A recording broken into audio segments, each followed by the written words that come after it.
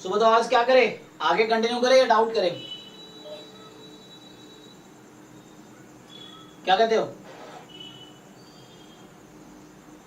Sir बता दो, 4-5 question और।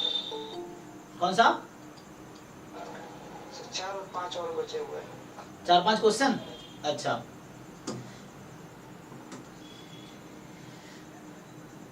चलो, तो कौन सा, एमए वाला एमएस वाला, कौन सा ओपन करूं? एमए वाला सर।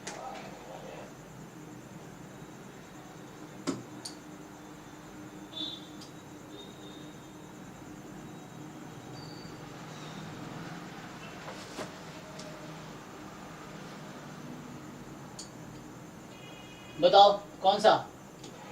92 सर। ऐसे संडे में डाउट क्लास, जो लोग पीछे चल रहे हैं संडे तक सीक्वेंस सीरीज के जो भी 5-6 असाइनमेंट है, PYQ असाइनमेंट नाम का फोल्डर ड्राइव में, उसमें तो आप उसको कंप्लीट करो पहले, या ग्रुप में भेजा था मैंने। संडे को 7 to 10 मॉर्निंग में फिर डाउट क्लास है, उसमें डाउट ही डिस्कस करेंगे, किसी भी टॉपिक का डाउट हो तो संडे भी डाउट क्लास ही है।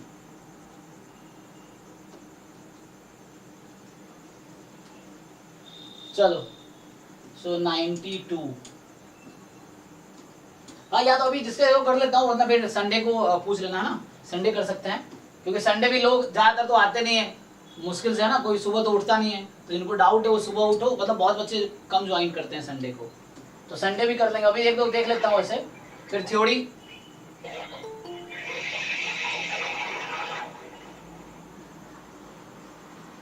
राहुल तुम्हारा माइक कौन है भाई? राहुल बंकर।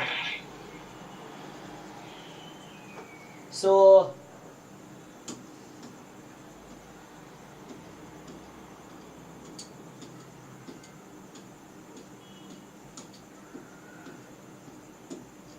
कौन सा, ये वाला 92? Yes sir. ओके हाँ, क्या बोल रहे हैं? Let t denote the sum of the, t denote the sum of the convergent series this. तो ये तुम्हें दिख रहा है किसी का एक्सपेंशन है? किसका एक्सपेंशन है ये?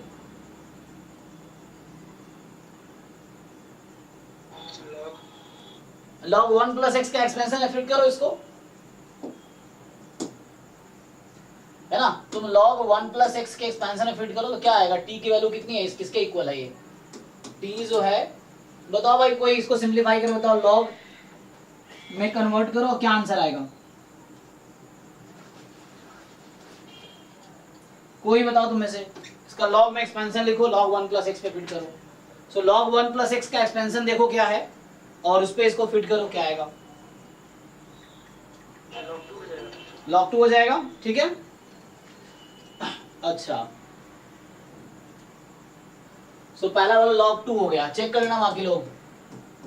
सो log 1 प्लस एक्स के एक्सपेंशन में लिखोगे, दिख जाएगा तुम्हें।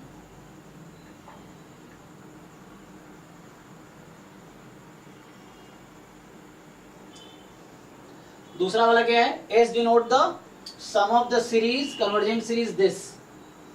तो 1 माइनस 1/2 प्लस 1/4। अच्छा ये टर्म को थोड़ा इधर उधर कर दिया नहीं, सो प्लस 1/3, तो क्या प्लस में चल रहा है? 1, 1/3, 1/5 इस तरीके से, है ना। और बाकी ठीक है ना, ये 1/1, 1/3, 1/5, 1/7, 1/ इस तरह से हो रहा होगा। और क्या है? सो -1/4, -1/2, -1, -6, 8, 10, 12। ओके तो इसमें हो क्या रहा है, देखो टर्म्स को थोड़ा अरेंज कर दो। तो इसमें क्या चल रहा है? 1 -1/2 प्लस 1/3 -1/4 प्लस 1/5 -1/6। ध्यान से देखो तुम, 1 -1/2 प्लस 1/3 -1/4 प्लस 1/5 -1/6, ये होगा ना। फिर आगे प्लस 1/7। सो क्या लगता है तुम्हें? अच्छा यहाँ पे टर्म्स इस तरह से अरेंज किया इन्होंने ना, कि a 3m इस तरह से चल रहा है, 2m -2 और 4m। 4m मतलब है ना ये 4, 8, 12 इस तरीके से अरेंज किया हुआ है। और यहाँ है 2 6 10 इस तरीके से है 1 3 5। तो पूछ रहा है फॉलोइंग स्टेटमेंट इज ट्रू।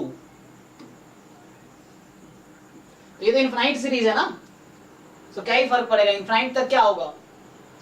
तो पूछ रहा है कि मुझे following is true, T S equal है 2t बराबर एस है, t बराबर 2s है, t और s दोनों 0 के इक्वल है। तो लास्ट ऑप्शन तो ऐसे ही आउट हो गया, हाँ या ना, 0 तो है नहीं। t हमने देख लिया कि log 2 है, log 1 प्लस x का एक्सपेंशन है ना, तुम गूगल कर लो उससे मिल जाएगा, बुक में देख लो किसी कैलकुलस की बुक में, ये याद रखना log 1 प्लस x का एक्सपेंशन, e की पावर x का एक्सपेंशन, sin x का एक्सपेंशन, cos x का एक्सपेंशन, ये सब कुछ स्टैंडर्ड फंक्शन है जिसका एक्सपेंशन लिख के सामने दीवार पे चिपका लो, क्योंकि अक्सर जरूरत पड़ती रहती है, लिमिट्स के क्वेश्चन में भी जरूरत पड़ती रहती है। सो एक्सपेंशन कुछ स्टैंडर्ड फंक्शन का टेलर सीरीज एक्सपेंशन बोलते हैं, जो आगे डिस्कस करेंगे हम, लेकिन हर जगह यूज होगा, तुमने पहले भी देखा होगा, तो ये 11 12 में भी कई बार यूज होता है लिमिट्स में। तो वो एक जगह लिख के सामने दीवार पे चिपका लो ताकि याद रहे तुम्हें, अपने पास टेबल पे रखो कि इसका एक्सपेंशन ये होता है। तो उस एक्सपेंशन से आपके पास log 2 हो गया। तो क्या लगता है तुम्हें, क्या लगता है आंसर क्या होगा इसमें? मुश्किल तो नहीं लग रहा क्वेश्चन ये?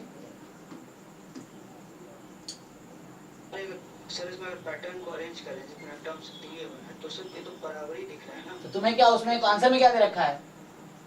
वो सी वाला। अच्छा,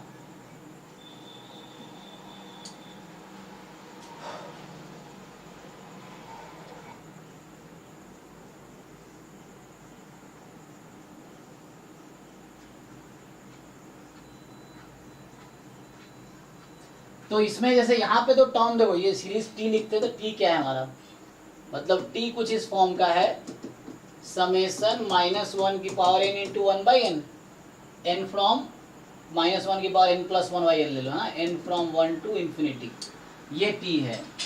और s जो है समेशन n है, जहाँ पे a1 तुम्हारा है ना, a1 जो है 1 है, मतलब ये इस ऑर्डर को फॉलो कर रहा है, मतलब 3 सब सीक्वेंस में बांटा हुआ है इन्होंने, दिस इस तरह आगे 1/7 यहाँ रहा होता। सो इस तरह से टर्म्स में ब्रेक किया है। 3 सब सीक्वेंसेस हैं यहाँ पे, है ना, सो यू हैव 3 सब सीक्वेंसेस। और दूसरा है 1/2, 1/4, 1/6, 1/8। तो अगर तुम थोड़ा ध्यान दो इसमें,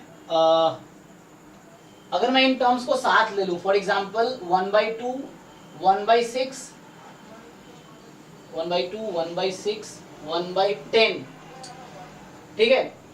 तो इन सब, मतलब मैं बोल रहा हूं कि पहला टर्म तो देखो, इसको मैं अलग कर लेता हूं, अगर मैं s को लिखूं कि देखो टर्म वैसे तो अरेंज वैसे ही, लेकिन वो ऐसा हो नहीं रहा। यहाँ पे क्या है, 3 के बाद 4 ही आएगा, यहाँ ऐसा नहीं है।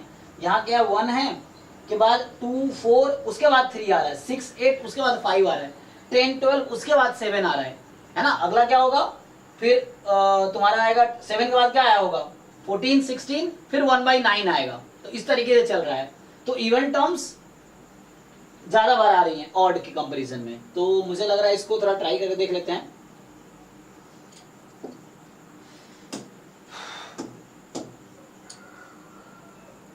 सो हमारे पास t तो सिंपल था, समेशन -1 की पावर n plus 1 upon n from 1 to infinity. तो ये log 1 प्लस x के एक्सपेंशन पे आ जाएगा log 2। अब s जो है ये इस फॉर्म का है कि पहले आप देखो उन टर्म्स को कलेक्ट कर लो जो हमारे पास था। जैसे यहाँ पे ऐसा है ना कि समेशन एक है a 3m प्लस 1 वाला, दूसरा फॉर्म है a 4m, कौन सा -1 बोला हुआ है? सर 3m 3m -1 3m -2 नहीं एक मिनट, 2m -1 2m 4m -2 और 4m है। अच्छा sorry 3m 3m 3m -1 3m -2, हाँ ठीक है, 3m 3m -2, सो 3m 3m -2 ना, ये 3m -2 था ये। सो a 3m -2 वाला टर्म, फिर यहाँ पे तुम्हारा एक है 4m, नहीं वो उसमें 4m है, यहाँ पे 3m 3m -1 3m -2, ओके। सो 3m -2 3m -1 मान लो इस तरह से है।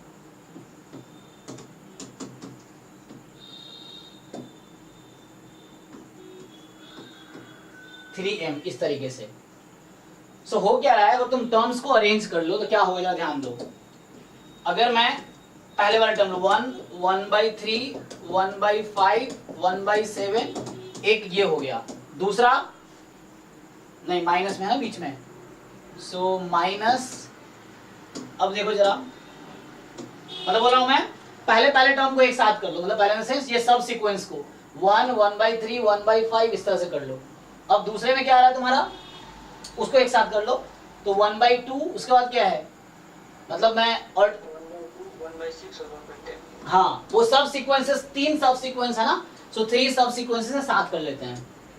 तो चलो ठीक है, अच्छा तुमने ट्राई किया है ना, अच्छा क्वेश्चन है हालांकि ये, लेकिन थोड़ा सिंसियर हो, अच्छा है। सो यहाँ पे आ गया 1/2 1/6 1/10, अगला क्या होगा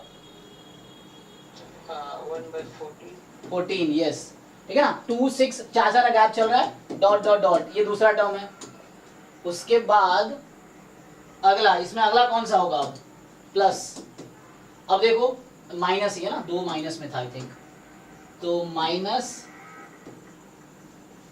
में प्लस में, माइनस में था ना इवन वाला, चेक कर लो, हाँ माइनस में है ना। सो अगला सब सीक्वेंस क्या है देख लो अब। सो जो नेक्स्ट सब सीक्वेंस है तुम्हारा 1/4 1/8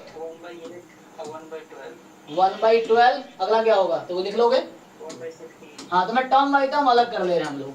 सो 1/4 1/8 1/12 1/16 एंड सो ऑन। चलो सो ध्यान से देखो, तुम अगर इसको ठीक से लिखोगे तो ठीक है, इसमें अगर तुमने कॉमन ले लिया 1/2 तो क्या बचेगा, 1 + 1/3 वो पहले वाला ही बच जाएगा। अच्छा तो देखो मान लो ये x है सपोज, तो x - 1/2x, तो x - x/2 क्या होगा, x/2। ठीक है, तो ध्यान समझ आ रहा हूँ मैं कहना क्या चाह रहा हूँ, तो बचेगा ये 1/2 टाइम 1 + 1/3 + 1/5 + 1/7 डॉट डॉट डॉट, तो ये दोनों मिला के ये आएगा, एग्री, ठीक है ना। ये मैंने बोला ये x है और यहाँ से 1/2 कॉमन लो तो ये x बचेगा, तो x - x/2, तो x/2, तो 1/2 टाइम x लिख दिया, तो ये दोनों मिलके ये बना।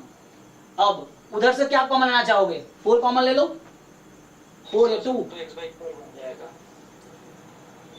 x/4 बन जाएगा। अच्छा सो माइनस में नहीं, तो मुझे अगर बनाना है यहाँ पे मान लो उसके जैसा, ये कैसा था 1 - 1/2 + 1/3 - 1/4 + 1/5 - 1/6 एंड सो ऐसा ना, तो हमने अभी हमारे पास ये है, अब मुझे ऐसा करना है 1/2 कॉमन लो, अगेन यू टेक 1/2 कॉमन, क्या बचेगा इसमें से 2 निकालो, 1/2 निकालो बाहर, क्या बचा,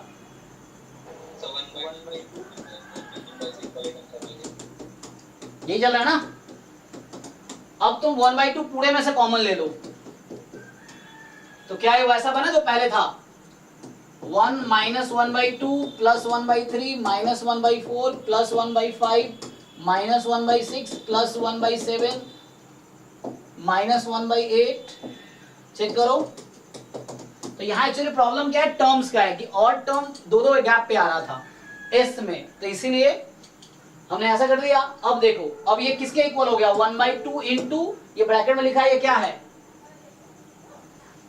t, सो आपके पास आ गया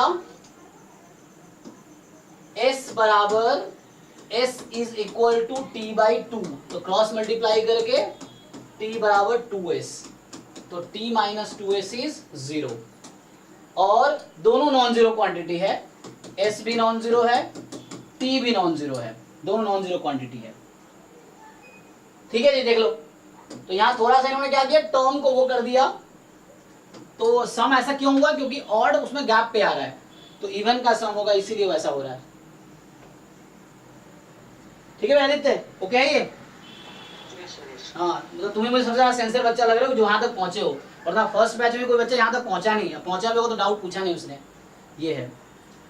तो या हो सकता कर लिया हो, है ना, बच्चा अच्छा हो, मैं नहीं करा, मतलब डाउट पूछा नहीं किसी ने ये सब, क्योंकि वो फर्स्ट बैच में है ना, हो सकता है उन लोगों ने कर लिया हो, तो अच्छे अच्छे बच्चे हमारे पास बहुत सारे हैं, तो कर लिए होंगे, तो इस तरह से।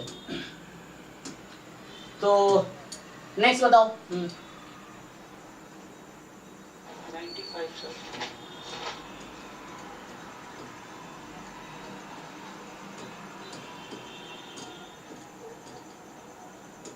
चलो 95 ये क्वेश्चन है। अब ये कह रहा है कि ये है 38। अच्छा हाँ, हालांकि ये मैंने फर्स्ट बैच के जो वीडियोस देखे होंगे उसमें डिस्कस कर चुका हूं मैं, मुझे याद आ रहा है। तो देखो, या संडे वाले क्लास में डिस्कस किया था, नहीं किसी क्लास में डिस्कस किया है मैंने क्वेश्चन, मुझे याद आया। चलो चेक करते हैं। संडे में डिस्कस किया एक्चुअली, संडे डाउट क्लास में, किसी संडे क्लास में डिस्कस किया, हमें याद आ रहा है, नहीं तो हो सकता है फर्स्ट बैच में किया हो। अब इतने सारे डाउट क्लास होते रहते हैं कहाँ पे। चलो देखते हैं। तो कह रहा है कि let xn be a sequence of real numbers, fix नहीं किया पॉजिटिव नेगेटिव, अभी यही कह रहा है ना कि xn be a sequence of real number, consider the set. अब p एक सेट है, वो n का कलेक्शन है, n का कलेक्शन है, p is a set of n। So set p जो है, this p is set of n such that xn is more than xm, okay? So जो xn है that is more than xm for m belongs to natural number m more than n। तो पहले तो मुझे ये बताओ, इसको देखो और इसको देखो, मुझे देख के बताओ ये किस सीक्वेंस की बात कर रहा है, इंक्रीजिंग सीक्वेंस की या डिक्रीजिंग सीक्वेंस की?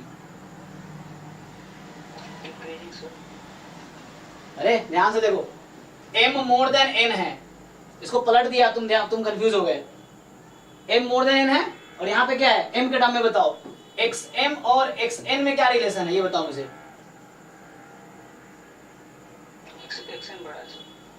तो लेस देन है, तो m मोर देन n है, उस केस में xm लेस देन xn है। तो बताओ ये क्या बोलना चाह रहा है, ये इंक्रीजिंग या डिक्रीजिंग?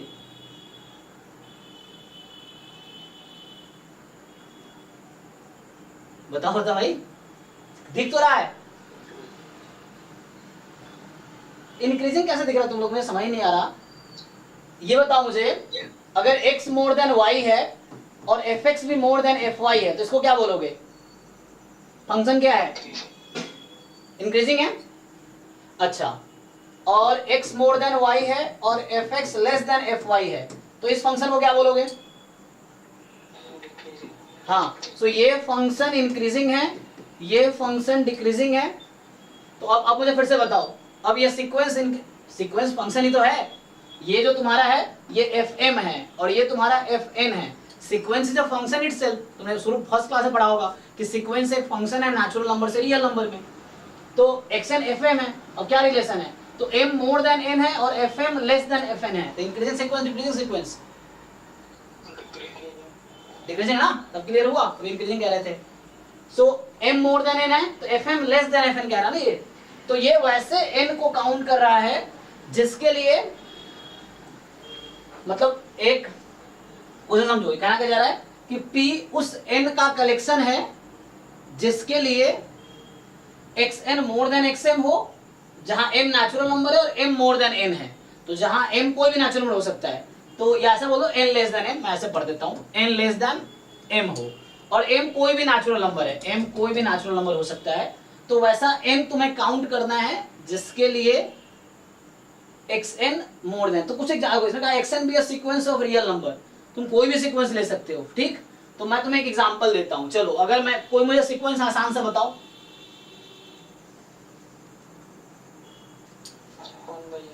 1/n, चलो बहुत अच्छा। तो मान लो xn ले लिया 1/n, ठीक।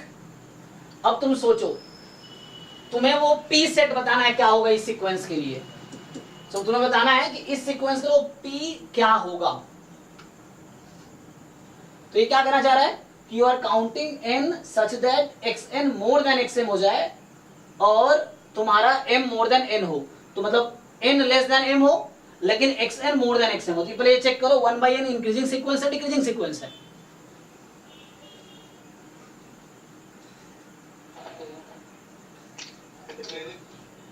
हाँ भाई, n को 1 बाई रखो ना, 1 रखोगे तो 1 हो गई, 2 रखोगे 1/2, 3 रखोगे 1/3। तो a1 is more than a2 more than a3 more than a4 more than a5, तो डिक्रीजिंग सीक्वेंस है।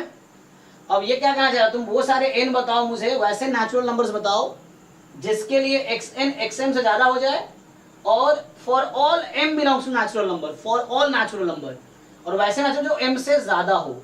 तो जैसे मान लो मैं n को 1 रखता हूं सपोज, तो 1 इसमें आएगा, तो x1 more than xm for all m belongs to natural जहां m मोर देन n है।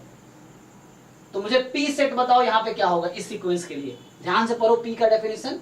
पी एक सेट है जो एन काउंट कर रहा है, एन उसके अंदर आएगा अगर ऐसा हो रहा है तब, ऐसा नहीं हो रहा है तो एम्प्टी सेट हो जाएगा। तो बताओ इस सीक्वेंस के लिए पी सेट क्या होगा मेरा।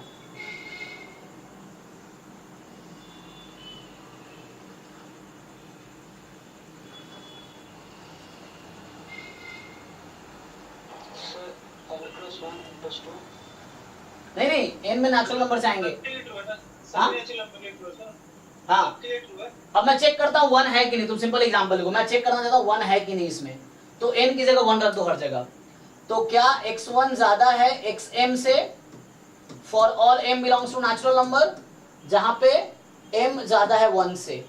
चेक करो क्या 1 इस सेट में होगा, तो 1 इस सेट में आएगा अगर मैं n की जगह 1 रख रहा हूं हर जगह। मैं चेक कर रहा हूं 1 आएगा कि नहीं आएगा, तो 1 सेटिस्फाई करेगा इसको तो 1 आएगा उसमें। तो इस सीक्वेंस के लिए मैं चेक कर रहा हूं, तो x1 is more than xm, x1 is more than xm for all m belongs natural number, m more then 1। तो m 1 से ज्यादा कोई भी नेचुरल नंबर ले लो, 2 3 4 5 6 7 कोई भी m ले लो तुम, क्या उसके लिए a1 की वैल्यू ज्यादा है उससे, यस और नो इस सीक्वेंस के लिए। मतलब यहाँ तो सिंपली चेक कर सकते हो ना। अच्छा मैं a कहीं a लिख रहा हूँ कहीं वो बोल रहा हूँ, सीक्वेंस xn है तो यहाँ तुम चेक करोगे x1 more then x2 more than x3 dot dot dot, ये रिलेशन चल रहा है ना, तो ये होल्ड करेगा। n 1 रखोगे ट्रू आएगी, n 2 रखोगे तब भी ट्रू आएगी। n अगर 2 रख दिए तो x2 more than xm for all m more then 2, yes दिख रहा है मुझे। तो यहाँ पे p तुम्हारा पूरा नेचुरल नंबर हो गया, यहाँ p तुम्हारा क्या हो गया, पूरा नेचुरल नंबर का सेट आ जाएगा। ओके, अब इसके हिसाब से देखो कुछ ऑप्शन आउट हो जाएगा।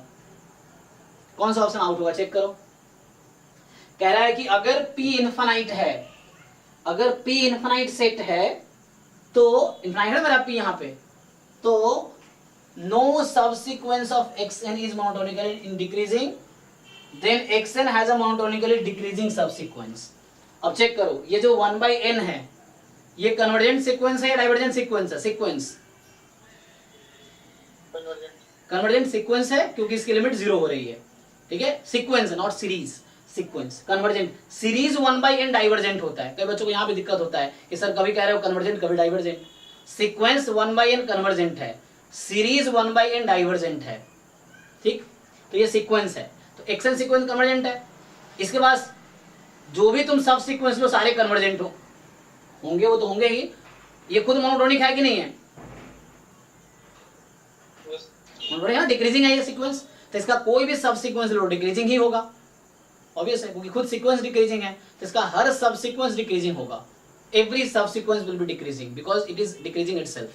तो अब क्वेश्चन देख लो, ये कह रहा है कि अगर p इनफिनाइट आया, मेरा p इनफिनाइट तो आया, तो xn के पास हैज मोनोटोनिकल डिक्रीजिंग, सही बात है। No subsequence xn is monotonical decreasing, गलत कह रहा है ये। तो इस एग्जांपल में क्या हो रहा है, p इनफिनाइट है लेकिन इसका हर सबसीक्वेंस डिक्रीजिंग ही होगा। तुम ऑड टर्म्स ले लो चाहो तो डिक्रीजिंग है, तो इवन टर्म्स ले लो डिक्रीजिंग है, 1 5 10 इस तरह से ले लो टर्म्स तो भी डिक्रीजिंग होगा। तो ये ऑप्शन आउट हो जाएगा। ओके, अब तुम कोई और भी ट्राई कर सकते हो। तो ये जनरली ये इनफिनाइट पता है कब आएगा p, जब सीक्वेंस डिक्रीजिंग, कोई और डिक्रीजिंग सीक्वेंस ले लो 1 by n² ले लो तभी नेचुरल नंबर आएगा। तो कोई भी तुम डिक्रीजिंग सीक्वेंस लोगे तो ये नेचुरल नंबर के इक्वल आएगा, ठीक। तो उस केस में ये ऑप्शन ट्रू होगा, हालांकि ये ट्रू है। So whatever decreasing sequence you take this will be true option, ये ऑप्शन ट्रू होगा। मैंने एक एग्जांपल लिया, मैं कह रहा हूं कोई भी डिक्रीजिंग ले लो क्योंकि मुझे दिख रहा है ये चीज कि ये कभी भी होगा तो वो इनफिनाइट आएगी। अगर इनफिनाइट आएगी तो उसके पास मोनोटोनिक डिक्रीजिंग सीक्वेंस होगा ही। अच्छा यहाँ पे आ जाओ, p फाइनाइट। अब मुझे कोई एक ऐसा एग्जांपल बताओ जहां ये फाइनाइट आ जाए, बता सकते हो?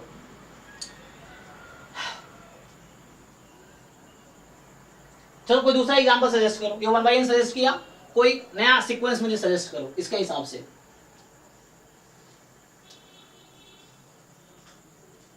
कोई भी एग्जांपल, दूसरा एग्जांपल सजेस्ट करो जहां p फाइनाइट आ जाए। अरे सिंपल डेफिनेशन करना चाह रहा है कि तुम्हारा n काउंट करो जो डिक्रीजिंग है। अगर मैं मान लो चलो दूसरा सीक्वेंस ले लेता हूं, जस्ट n ही ले लेता हूं, ठीक है, xn बराबर n। अब मुझे बताओ n के बारे में, ये इंक्रीजिंग सीक्वेंस है डिक्रीजिंग सीक्वेंस है?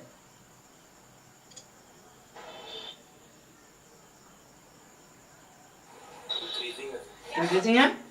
ये इंक्रीजिंग सीक्वेंस है। ओके देखो ध्यान से, सो x1 is less than x2 less than x3 dot dot चल रहा है, क्योंकि 1 लेस देन 2 लेस देन इस तरह से है, xn की वैल्यू n है ना, तो इंक्रीजिंग सीक्वेंस है। अब तुम सोचो यहाँ पे कौन क्या, ये तो कह रहा था m मोर देन n है, तो xm less than xn decreasing के लिए होना चाहिए। तो इस एग्जांपल के लिए p की वैल्यू क्या होगी मुझे बताओ, p सेट किसके इक्वल आएगा इस एग्जांपल के लिए? जीरो की एम्प्टी हो जाएगा। हाँ यस, क्योंकि अगर मैंने ये सीक्वेंस लिया, मैं p देख रहा हूं कि इस सीक्वेंस के लिए p सेट क्या होगी, तो तुम्हें देखना है कि ये क्या कहना चाह रहा है कि वैसा नेचुरल नंबर तुम लो जिसमें xn ज्यादा हो जाए xm से, और m कोई भी नेचुरल नंबर है उस n से ज्यादा। तो यहां देखो तुमने अगर 1, मैं 1 के लिए चेक करता हूं 1 आएगा इसमें या नहीं आएगा, तो 1 आने के लिए क्या होना चाहिए, x1 more than xm for all m belongs to n, m more than n। तो क्या यहाँ x1 मोर देन xm है? क्या x1 बाकी सारे नेचुरल नंबर ज्यादा है? नहीं है ना। तो ये कहना चाह रहा वो n काउंट करो जिसके लिए सीक्वेंस डिक्रीजिंग हो जाए, तो ये तुम्हारा एम्प्टी सेट आएगा, फाई आएगा। और फाई फाइनाइट है या इनफाइनाइट है? Empty set, finite set, infinite, finite set है। Empty set is a finite set, ठीक। डेफिनेशन ही है, फाइनाइट का डेफिनेशन दिखोगे लिखा रहता है कि a set which is finite और हैविंग क्या कैसे डिफाइन किया जाता है, व्हिच इज नॉट काउंटेबल, ऐसा बोल दो। नहीं तो अनकाउंटेबल हो जाएगा, सॉरी। फाइनाइट को कैसे डिफाइन करते हैं हम लोग, having definite number of elements. हाँ ठीक है, ऐसे डिफाइन कर लो, a set which is empty set और has a definite number of elements. तो डेफिनेट का मेरा मतलब ये होता है इसको, है ना, हाँ काउंटेबल नंबर ऑफ एलिमेंट्स होंगे तो ही फाइनाइट। नहीं, काउंटेबल में फिर, अच्छा काउंटेबल इंग्लिश वाला वर्ड बोल रहे हो तुम, मैथमेटिक्स में काउंटेबल का मतलब इनफिनाइट भी होता है। तो ये काउंटेबल जो तुम इंग्लिश के सेंस में बोल रहे हो जिसको काउंट कर सके, है ना, तो इंग्लिश वाला वर्ड है। मैथमेटिक्स में काउंटेबल वर्ड का मीनिंग अलग है, तो इंटीजर सेट भी काउंटेबल है, इन नेचुरल नंबर का सेट भी काउंटेबल है मैथमेटिक्स में, है ना। तो यहाँ मतलब जिसमें डेफिनेट नंबर ऑफ एलिमेंट्स में तुम काउंट कर सको, है ना, तो कुछ लिमिट हो। एनीवे तो हम क्या करते हैं, सो कहने का मतलब मेरा phi is a finite set. Okay, अब फाइनाइट बोला, पी अगर फाइनाइट हुआ तो सिंपली फाइनाइट तब आएगी जब सीक्वेंस इंक्रीजिंग होगा, इंक्रीजिंग सीक्वेंस होगा तो ये फाइनाइट सेट आएगी। अब अगर फाइनाइट सेट कह रहा है कि xn has a monotonically increasing सब सीक्वेंस, एक नो सब sequence of xn monotonically increasing, अब ये खुद इंक्रीजिंग है तो इसका हर सब सीक्वेंस इंक्रीजिंग होगा, एवरी सब sequence of a increasing sequence is increasing, ठीक। तो इसका हर सब सीक्वेंस इंक्रीजिंग ही होगा। सो क्या होगा, every subsequence will be increasing. Okay, सो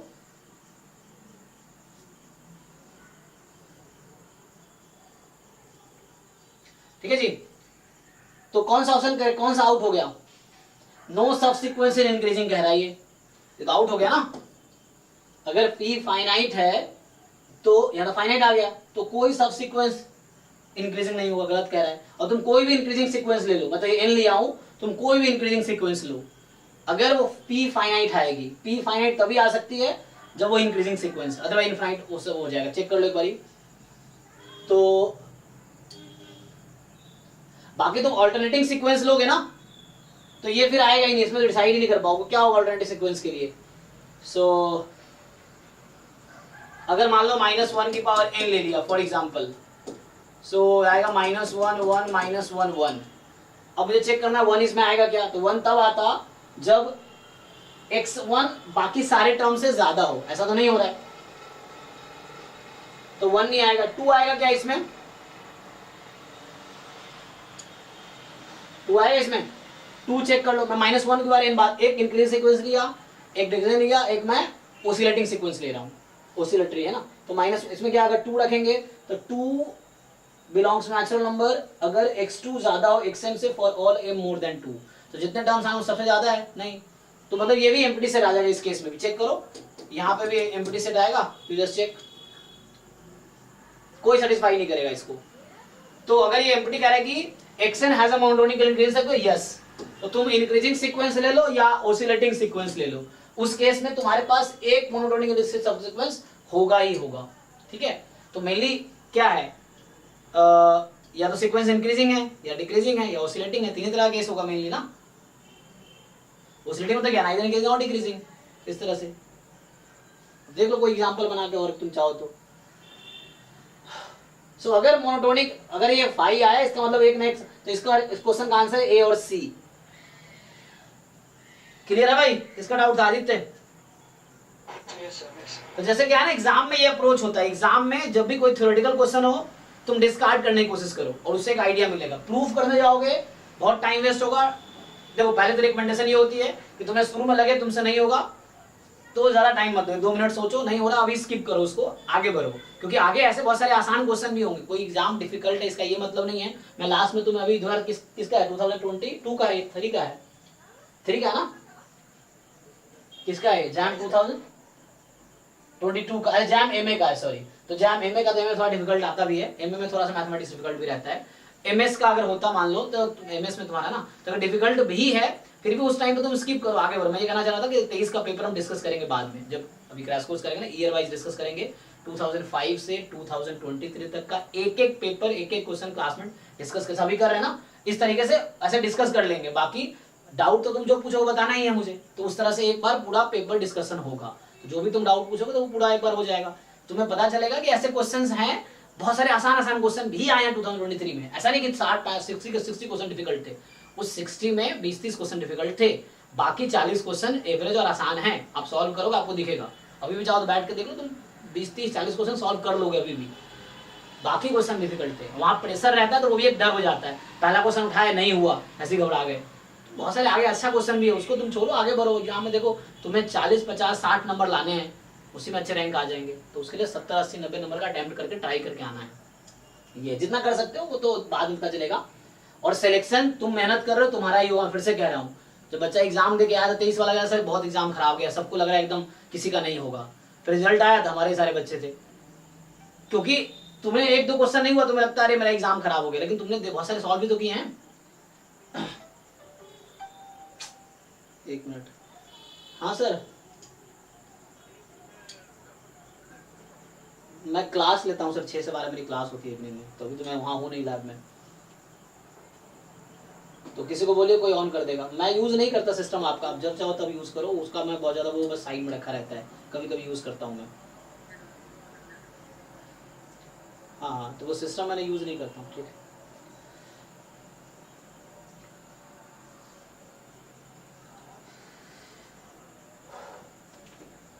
हाँ नेक्स्ट बताओ भाई आदित्य। सर 98 वाला 98। इसमें मेरा डाउट ये है कि इसमें आर की 2 वैल्यू आ रही है, क्योंकि 2 वैल्यू आ रही है, तो अगर इसका इंटरसेक्शन लेना होता है रेडियस अपन ऑर्डिनस में। अच्छा हाँ तो उसका लिमिट वहां पे क्या होता है, तुमने क्या लिखा था मैंने, जब तुम लिखते हो, हालांकि लिमसुप होता है 1/r इज इक्वल टू, जो लिखा था हमने क्या लिखा था, सो यहाँ पे रहता है एक्चुअली लिमसुप होता है। सो मतलब 1/r के मैक्सिमम लेना, तो जो छोटी वाली है वो कंसिडर करनी है। हाँ हाँ क्योंकि यहाँ पे वो करो उल्टा हो जाएगा ना। सो 1/लिमसुप ऑफ, तो जितना ये ज्यादा होगा वो r उतना कम होगा, तो 2 अगर आ रही है तो छोटा वाला कंसिडर करो। यस ठीक है ना, तो उससे हो जाएगा। मैच हो रहा है उससे आंसर, ठीक है। तो वो स्मॉलर वाला ले लो, ठीक है। हाँ सर 102। ओके 102 क्वेश्चन ना, तो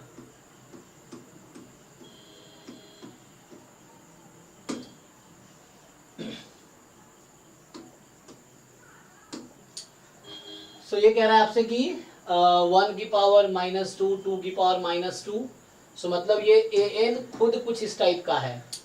अच्छा an तुम्हारे पास क्या है, a1, मतलब मैं अगर इसको ऐसे लिखूं b1 + b2 up to bn upon n, तो बताओ भाई ये कन्वर्जेंट है, bn कन्वर्जेंट है कि नहीं। अगर मैं bn लेता हूं n की पावर -2 मतलब 1/n², यही ना, तो सीरीज कन्वर्जेंट होगा, सीक्वेंस कन्वर्जेंट होगा। हाँ सीक्वेंस जो एक्चुअली, तो लिमिट ऑफ जो an है वो इक्वल होगा लिमिट ऑफ bn के, ठीक, ये फॉर्मूला था ना। सो इसका लिमिट लोगे, इसका लिमिट bn के इक्वल होगा, तो an और bn की लिमिट इक्वल होगी। an क्या है, ये दिया हुआ है, bn क्या है, ये वाला, तो ये an को लिखा हूं b1 plus b2 plus b3 up to bn by this. तो bn सीक्वेंस का एवरेज है an, ठीक है, और वो पॉजिटिव टर्म्स की सीक्वेंस है और कन्वर्जेंट सीक्वेंस है, कन्वर्जेंट है ना bn, तो जो bn की लिमिट है वही लिमिट an की होगी। तो an की लिमिट कितनी आ गई? 0। ठीक है, तो लिमिट ऑफ an आपका वही है जो लिमिट ऑफ bn है, bn ऑलमोस्ट 0 हो गई। तो both sequence series convergent not convergent. तो देखो, तो ये तो पहले बात जो डाइवर्जेंट कह रहा है वो आउट कर दो, कह रहा है सीक्वेंस नॉट करो, ये आउट हो गया। बोल रहा है बोथ आर नॉट कन्वर्जेंट, ये भी आउट हो गया। तब ए और बी में से कोई एक सही होगा। अब आप ये डिसाइड करो यहाँ पे अब कि ये वाली जो टर्म्स आपके पास है ना, ये ध्यान से देखो इसमें, तो ये इंक्रीजिंग है डिक्रीजिंग है? ना, मतलब an इंक्रीजिंग, bn तो डिक्रीजिंग है, bn डिक्रीजिंग है, an क्या होगा? जैसे a1 की वैल्यू निकालोगे सो 1/1 रहेगी, a2 की वैल्यू क्या है? 1 प्लस 1/2 स्क्वायर बाई कितना 2, सो आ जाएगा 1 प्लस 1/4, सो 1/2 प्लस 1/, अच्छा 1/n भी तो बाहर है ना, कोई बात नहीं। सर इसको ऐसा कर सकते हैं क्या कि सर 1/n का जो ऊपर है तो उसको 5/6 लिखते हैं। ओके, देन समेशन ना सीरीज हो, हाँ उसके बाद सर फिर वो 5/6 n हो जाएगा, नीचे डिवाइड बाय n रहेगा तो सीरीज से वो डाइवर्जेंट हो जाएगा, 5/6 कांस्टेंट हो जाएगा। नहीं, लेकिन यहाँ भी तो सम करना, वैसे कैसे? ये होता है पाई स्क्वायर, 1/n² जो है ये π²/6 है ना, ये है। अच्छा मुझे ये बताओ, तुम्हें पूछा जाए an और bn में रिलेशन तो क्या होता है?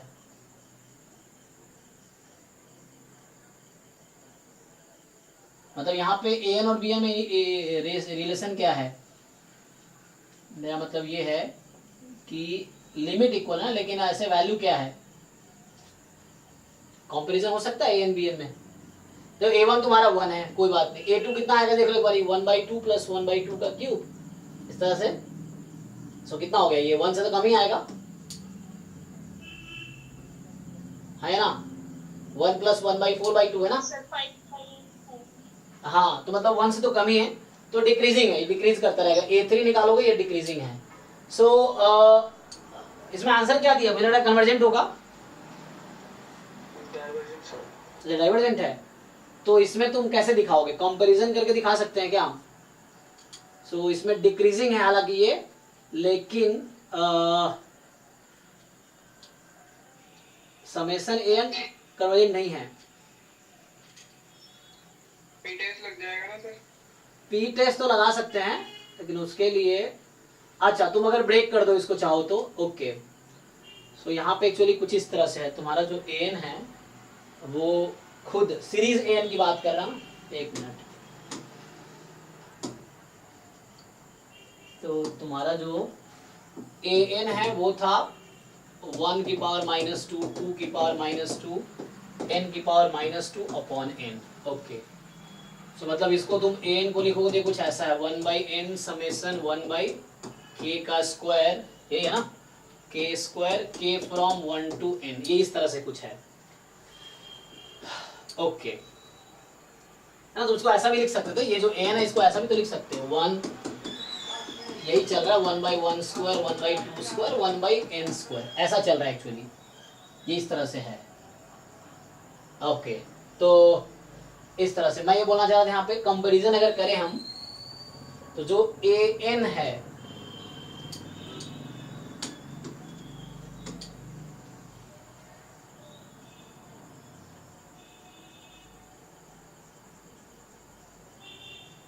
सर अगर bn को 1/n ले लें, हाँ, और उसको फिर an/bn को सर जब इंफाइनाइट पे टर्म करेंगे तो सर वो समेशन 1/n² वो हो जाएगा। यस, सही बात है। तुम bn अगर 1/n ले लो, अब यहाँ से an अपॉन bn की लिमिट निकाल लो, ठीक?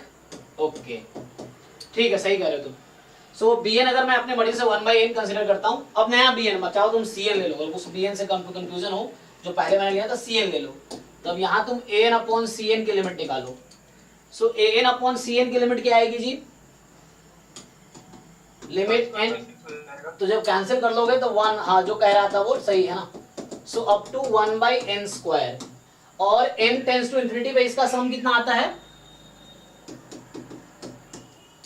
Pi square by 6। ये क्या है, मोर देन 0 है लेस देन 0 है? मोर देन 1 है लेस देन 1 है?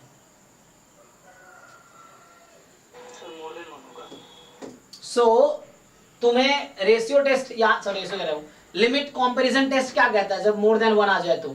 अच्छा लिमिट कंपैरिजन क्या मोर देन 0 था? Limit comparison test, ratio test नहीं लगा रहा, लिमिट कंपैरिजन टेस्ट। तो लिमिट में दो कंडीशन है, या 0 है या 0 से ज्यादा है, ये देखना होता है ना, 0 है या नॉन 0 है। तो ये मोर देन 0 है, मैं लिमिट कंपैरिजन टेस्ट लगा रहा हूं। स्टेटमेंट पढ़ लो लिमिट कंपैरिजन टेस्ट का।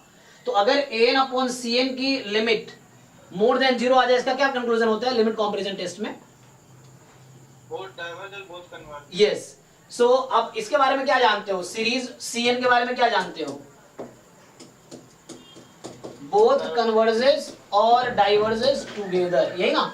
तो Cn के बारे में क्या जानते हैं हम लोग, इसके बारे में सीरीज Cn के बारे में डाइवर्जेंट, तो सीरीज An क्या हो गया डाइवर्जेंट। अब ठीक है ओके, तो उससे है ना, क्योंकि वो अल्टरनेटिंग सीरीज नहीं था तो डिक्रीजिंग गारंटी नहीं देगा, क्योंकि अल्टरनेटिंग नहीं था ना। हाँ तो अल्टरनेटिंग होता तभी तो लिमिट 0 पे जा रही है और डिक्रीजिंग है तब कन्वर्जेंट होगी। अल्टरनेटिंग सीरीज में ऐसा होता है, तो है ना। शुरू में वैसा सोच रहा था, वो गलत है ना, क्योंकि जैसे मान लो 1/n भी है तो 0 पे जा रही है, डिक्रीजिंग कन्वर्जेंट थोड़ी होती है। तो वो अल्टरनेटिंग सीरीज के लिए है ना, जो मतलब लेबनिज टेस्ट तो अल्टरनेटिंग सीरीज लगाते हैं ना। तो यहाँ पे ये करेक्ट है। तो हमने Cn 1/n लिया और ये हमारे पास ये आ गया दिस, तो इसका मतलब है कि both he divergent. I think clear हो गया होगा, ठीक है भाई आदित्य? ओके हाँ सर ये जो आइडेंटिटी है समेशन 1/2 हाँ, ये मतलब कुछ है लिस्ट वगैरह जिससे पता चल रहा है? नहीं फॉर्मूला है ये, तुम्हें याद रखना चाहिए, क्योंकि नहीं अगर तुम्हें नहीं भी याद है मेरे भाई तो कोई दिक्कत नहीं है। जिसको याद नहीं भी है, मैं अगर तुमसे ये पूछता क्या ये यही नहीं है 1/n square n from 1 to infinity। अब तुम इसके बारे में बताओ, ये सीरीज कन्वर्जेंट, मान लो फॉर्मूला याद नहीं है तुम्हें, कोई प्रॉब्लम, तो अभी सॉल्व हो जाएगा। अब इस सीरीज के बारे में तुम क्या जानते हो, ये कन्वर्जेंट है डाइवर्जेंट है? अब तुम इसके बारे में क्या लगता है तुम्हें, क्या इसकी वैल्यू सीरीज का सम 0 आएगी या 0 से ज्यादा आएगी? अरे सीरीज का सम लिमिट नहीं पूछ रहा हूँ, सम ऑफ सीरीज। अगर खोलोगे तुम तो पहला टर्म ही 1 हो गया, 1 + 1/4 + 1/9 + 1/16। तो जब सारे पॉजिटिव नंबर को ऐड कर रहे हो तुम, तो 0 तो हो नहीं सकती सम कभी भी, सम ऑफ सीरीज, तो 0 ज्यादा ही होगी, तो वही चाहिए मुझे। तो ये सीरीज का सम 0 से ज्यादा है। तो लिमिट कंपैरिजन टेस्ट कहती है कि जब आपका an अपॉन Cn पॉजिटिव आ जाए, so series an series Cn both converges और both diverges. Since I know about the Cn, तो series 1/n is divergent by P test, तो that's why series n is divergent. ठीक है, सही था। तो डाइवर्जेंट है ना, तो ये डाइवर्जेंट हो गया, तो ऑप्शन बी सही है, ए गलत है। ठीक है, अब किसी को डाउट नहीं होगा। तो यहाँ पे सिंपल ये था, एक तो मैंने लिमिट देख लिया कि एक तो ये फॉर्मूला से आ गया, दूसरा हमने Cn एक प्रपोज किया 1/n और an अपॉन Cn की लिमिट पॉजिटिव आ गई, तो इसका मतलब है सीरीज an डाइवर्जेंट है बिकॉज दिस। ओके, हालांकि जैम एमएस में एक क्वेश्चन आया हुआ है सेम, यहाँ 1/n² की जगह √n था, वहां पे सेम क्वेश्चन वहां भी आया हुआ है। अभी मैं कुछ दिन पहले किसी ने पूछा था कि लास्ट क्लास में, मैं बता दूं तुम्हें, ये जैम एमए का है ना, जैम एमएस में ये क्वेश्चन आया हुआ है, जहाँ पे ये है, किसी को याद हो ना हो पता नहीं, वहां सेम पूछा हुआ, मुझे अभी याद आया कि वहां उन्होंने पूछा था, ये पूछा हुआ है जैम एमएस में एग्जाम में, और वहां भी सेम ही ऑप्शंस हैं। ठीक है, ये था और आपसे वही पूछा हुआ है कि an कन्वर्जेंट है एंड सीरीज an कन्वर्जेंट है ना। सो an इज कन्वर्जेंट, आपसे ये पूछा जा रहा हूं, मैं खुद ही पूछना चाह रहा हूं आपसे कि खुद सीक्वेंस an कन्वर्जेंट है और सीरीज an कन्वर्जेंट है, ये सर नो बताओ।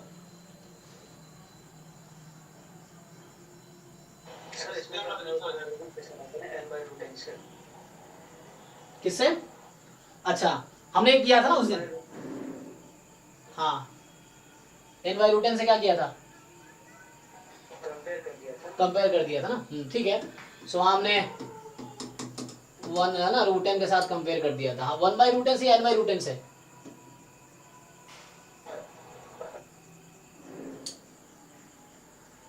हमने इसका कंपैरिजन, हमने वो कंपैरिजन हर टर्म को कंपेयर कर लिया था ना। हमने कहा था कि जो an है इसको मैंने कंपैरिजन टेस्ट से किया था सॉल्व उसे, कि जो हमारे पास a1 है वो लेस देन, क्या लिखा था मैंने, ये सबसे ज्यादा कौन है इसमें, सो बाकी के बारे में लिख लो। सबसे ये मोर देन ना, तो ये मोर देन 1/√n सबसे छोटा है, सो मोर देन, हाँ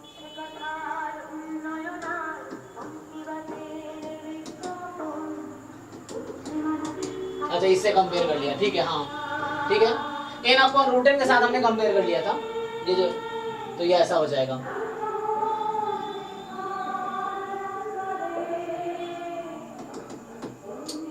सो कट के 1/√n आ गया था।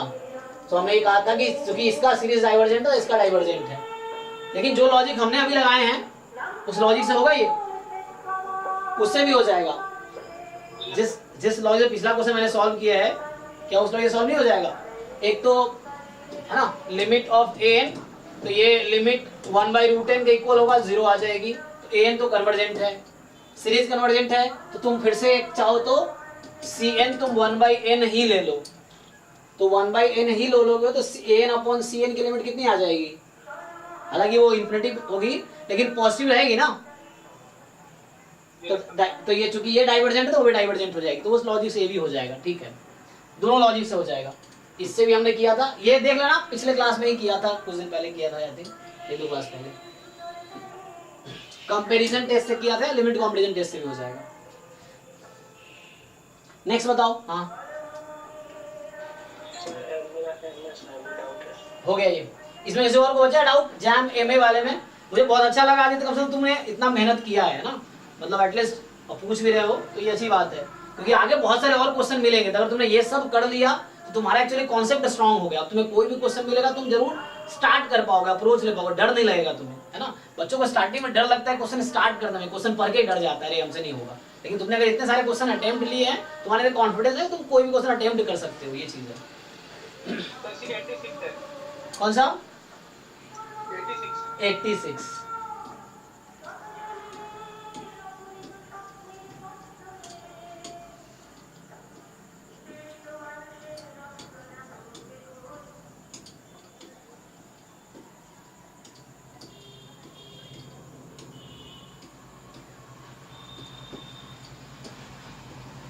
ठीक है, 84 के बाद सीधा 86 लिखा, ये वाला ये क्वेश्चन है।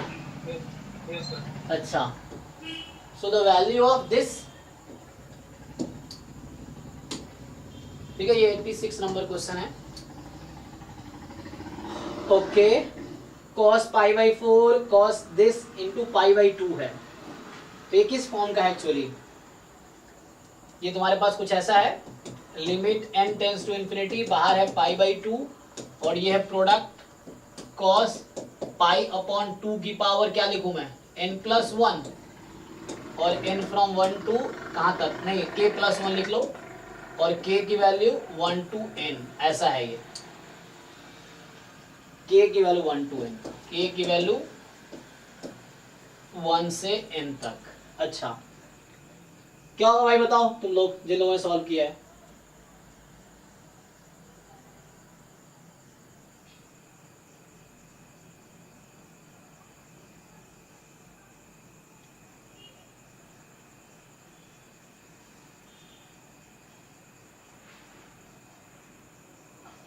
प्रोडक्ट है ना, तुम लॉग लेके भी कर सकते हो, तो लॉग लोगे तो लॉग आ जाएगा, सम आ जाएगा। Okay, so how to find the sum of the limit निकालने, लिमिट का क्वेश्चन है एक्चुअली। बताओ जिन लोगों ने ट्राई किया, बताओ क्या आंसर आएगा। सर ये cos x cos 2x वाले cos x/2 जो एक्सपेंड फॉर्मूला बनता है ना, sin 2 की पावर n theta by 2n sin theta से कुछ कर होता है। अच्छा फॉर्मूला, ओके, cos π/2/2 है ना, θ/2, मतलब ये कुछ इस फॉर्म का है, वैसे भी सोच सकते हो, ठीक है। ये कह रहा है cos θ/2 cos θ/2 स्क्वायर, या थीटा यहाँ थीटा ले लो, है ना, इस तरीके से, तो थीटा यहाँ मैं π/2 ही रख रहा हूँ, थीटा तुम्हारा π/2 है, θ/2 स्क्वायर इनटू cos θ/2 की पावर n, इस तरीके से है। अब इसका तुम्हें फॉर्मूला देखना है क्या होता है, तो इस फॉर्मूले से हो जाएगा, एक ये भी तरीका है।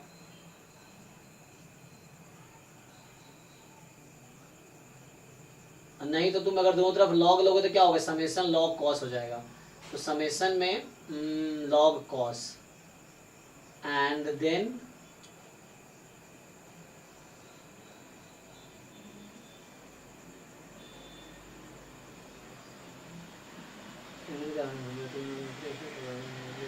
cos 0 1 तो 1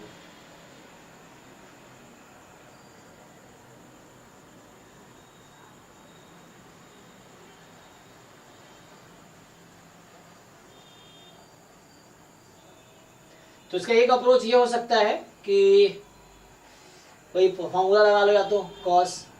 देखो एक और तरीका है, तुम 2 cos है, अगर मैं इसको 2 से मल्टीप्लाई डिवाइड कर दूं मान लो, तो क्या 2 cos ए cos b का फॉर्मूला लगा सकते हो? तो एक 2 यहां आ जाएगा, है ना।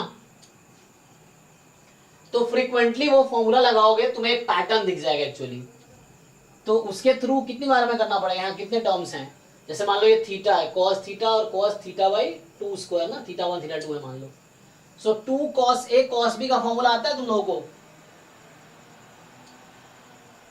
उससे कर सकते हैं क्या? तो क्या होगा, 2 cos ए cos b का लगाना चाहे कोई तो cos a प्लस बी, फिर आगे plus cos a minus B, इस तरीके से तो ब्रेक हो जाएगा। लेकिन उसमें कितनी बार अप्लाई करो, क्वेश्चन ये है यहाँ पे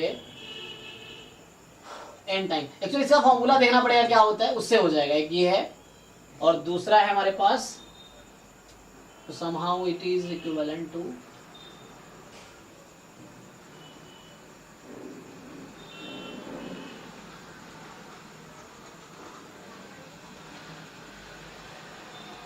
ट्राई करके देखो। अरे ट्राई करो, मैं सोचता हूँ दूसरा तरीका। एक तरीका ये फॉर्मूला या तो पता हो डायरेक्टली, या नहीं तो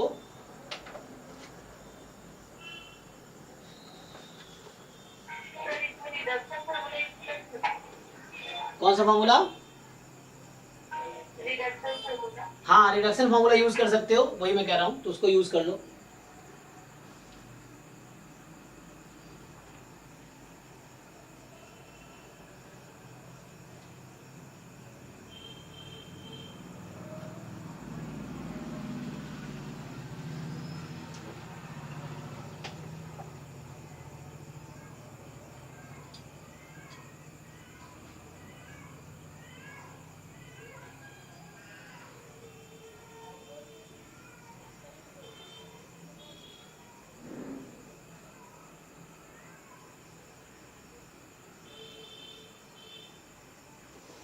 देखो हाँ, तो वही कुछ ट्रिग्नोमेट्री लगाने पड़ेंगे पहले। तो देखो एक बार ये बताओ, 2 sin थीटा cos थीटा क्या होता है?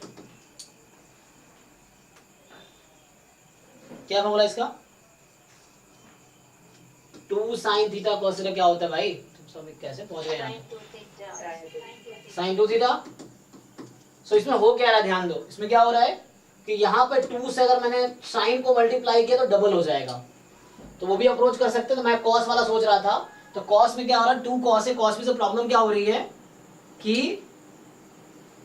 क्या प्रॉब्लम होगी, वो cos में सम में कन्वर्ट हो जाएगा। So you do one thing, you can multiply by sine. अगर मैं साइन से करूं तो कितना हो जाएगा, sin 91। अच्छा, सो अगर मैं sin π/4 से करता हूं तो 2 cos π/4 sin π/2 हो जाएगी, 1 हो जाएगी। बट यहाँ नीचे sin π/4 एक एक्स्ट्रा आ जाएगा। सो डिनोमिनेटर में सीरीज बन जाएगी। इस बेटर यहाँ से स्टार्ट करो। ओके, cos को sin में चेंज कर दे, cos 91 theta, cos 90 minus theta, तो कितना आ जाएगा, cos 90 माइनस थीटा कितना होगा, ये π4 ही रहेगा, cos π4 cos sin π4 ही रहेगा। अच्छा, वहां से स्टार्ट करो। देखो एक मिनट, सो मैं इसको इधर सॉल्व करता हूँ। सी क्या है, π/2 बाहर है और मैं देखो उधर सॉल्व करता हूँ, उसको उधर मिटा देता हूँ। तो तुम्हें ये सोचना है, देखो अब तुम्हें देखना है अप्रोच क्या ले रहा हूँ मैं, तो ऐसे सोचना पड़ेगा पहले। ऐसे नहीं क्वेश्चन देखे आ गया, पहले तुम्हें दिमाग में बहुत सारे अप्रोच ट्राई करने पड़ेंगे। और ये अप्रोच आएगा कैसे, जब तुम बहुत सारे क्वेश्चन सॉल्व कर रहे हो तुम्हें आइडिया मिलेगा, अच्छा ऐसे हो सकता है, ऐसे हो सकता है, ऐसे हो सकता है। फिर जब सॉल्व करोगे तुम्हें दिखेगा ये करेक्ट है, और यही सब एक्सपीरियंसेस एग्जाम में काम आएगा। तो पूरे साल प्रैक्टिस करोगे ये एग्जाम में काम आएगा वहाँ पे, वहाँ नया क्वेश्चन मिल रहा है, अब तुम्हें देखना है क्या अप्रोच लगाओगे। तो उसके घर पे भी तो ऐसे ट्राई करोगे ना, सोल्यूशन देखते देख करोगे तो सीखोगे क्या। पहले खुद ट्राई करो, फिर देखोगे सोल्यूशन भी, तो बाद में ज़्यादा समझ आएगा।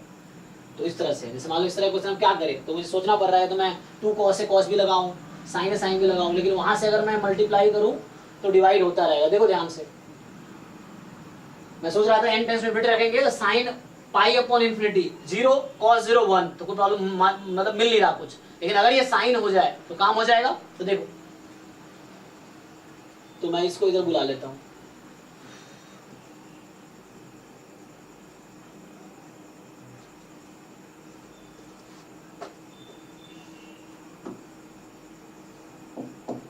सो व्हाट यू कैन डू, देखो π/2 ऐसी रखो, limit n tends to infinity ऐसी रखो। अब यहाँ है cos π/4, cos π/8, cos π/2n, और फिर अगला टर्म है cos π/2n+1, यही है ना। मतलब मैं एक टर्म यहाँ का और लिख दिया, फर्स्ट टर्म। अब देखो मैं अगर ऐसा करता हूं इसमें, so if I multiply this by sin π/2 की पावर n+1 अपॉन sin π/2 की पावर n+1, ऐसा कुछ कर सकते हैं। तो n टेंस टू इन्फिनिटी, तो sin इन्फिनिटी sin 0 0 हो जाएगी, कोई बात नहीं। सो इसका सम कितना आएगा, इसका प्रोडक्ट कितना आएगा।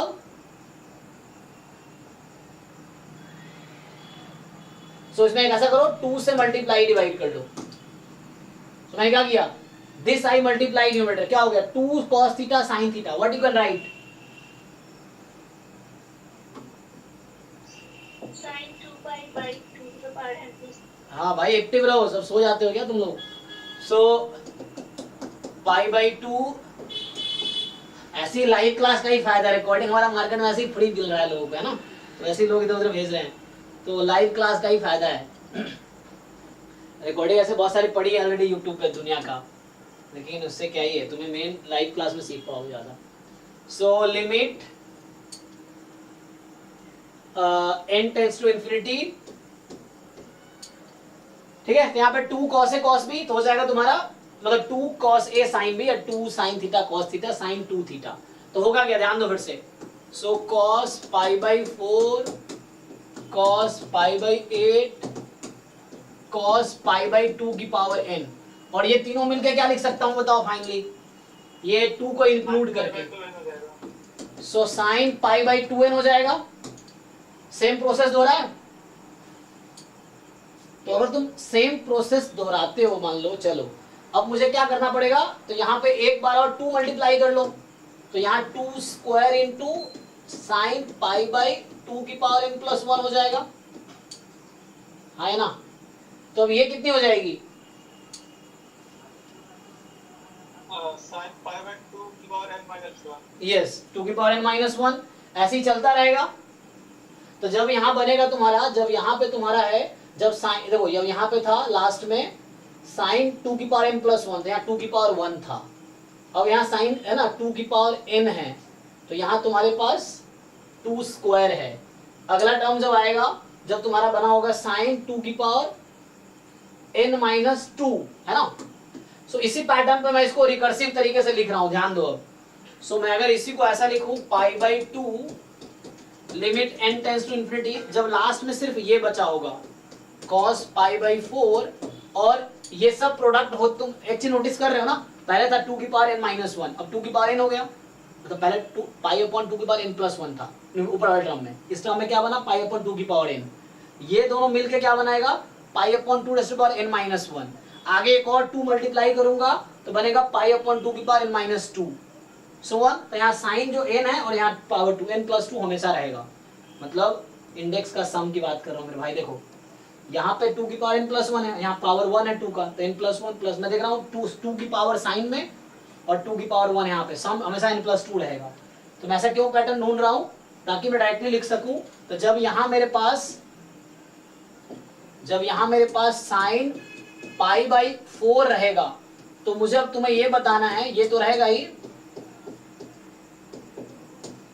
2 की पावर क्या रहेगा, मैं तुमसे ये पूछना चाहता हूं पैटर्न देख के।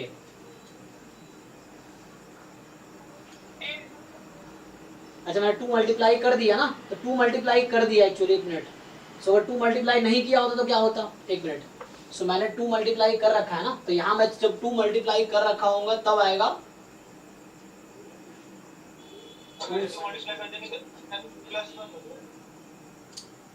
तो यहाँ स्क्वायर तो है ना ऑलरेडी, चेक करो, नहीं n+1 n रहेगा, n रहेगा ना, क्योंकि यहाँ जब 2 मल्टीप्लाई कर दिया तब ये था। अगर ये 2 हटा दूं मैं, मान लो अगर इस 2 को हटा दूं, इसको भी हटा दूं मैं अगर अभी, सो मैं तुम्हें एक पैटर्न अभी तुम्हें दिख जाएगा, एक स्टेप और लिख के दिखा देता हूँ। देखो इसको मैं लिखता हूँ, तो ये है cos π/4 cos π/8 dot dot dot dot, ये सब मिलके क्या बनाएगा, cos पाई की पावर, सॉरी लास्ट टर्म जो है, लास्ट टर्म मैं बोल रहा हूँ, यहाँ तो रहेगा cos वाला टर्म, मतलब यहाँ एक इसके पीछे वाला टर्म रहा होगा cos π/2 की पावर n-1, और ये मिलके बनाएगा sin π/2 की पावर n-1। देखो मैं यूज कर रहा हूँ 2 sin theta cos theta is equal to sin 2 theta, just I am using that. अब देखो अभी क्या है, मैं इसी टर्म को लिखना चाह रहा हूँ जस्ट, अभी ये है तुम्हारे पास, अब तुम इजीली पैटर्न नोटिस कर पाओगे। देखो ध्यान से, तो अभी जब अब 2 मल्टीप्लाई नहीं किया हुआ मैंने, ठीक है, तो cos पाई की पावर 2 की पावर n-1 और sin π/2, जब पावर n-1 है यहाँ पे विदाउट 2 मल्टीप्लाई किए, जब sin n+1 है तो यहाँ 2 की पावर 2 है, तो n+1 और 2 ऐड करेंगे तो क्या होगा, n+1 होगा। तो यहाँ मैं कह रहा हूँ 2 मल्टीप्लाई करने के बाद इसका और इसका सम n+2 होगा। अगर 2 मल्टीप्लाई नहीं किया है तो n+1 रहेगा, मतलब दिस इंडेक्स और दिस इंडेक्स, ये पैटर्न इसी में चल रहा है। तो कहने का मतलब मेरा ये है जो मैं लिखना चाह रहा था फाइनली, तो यही चलता रहेगा।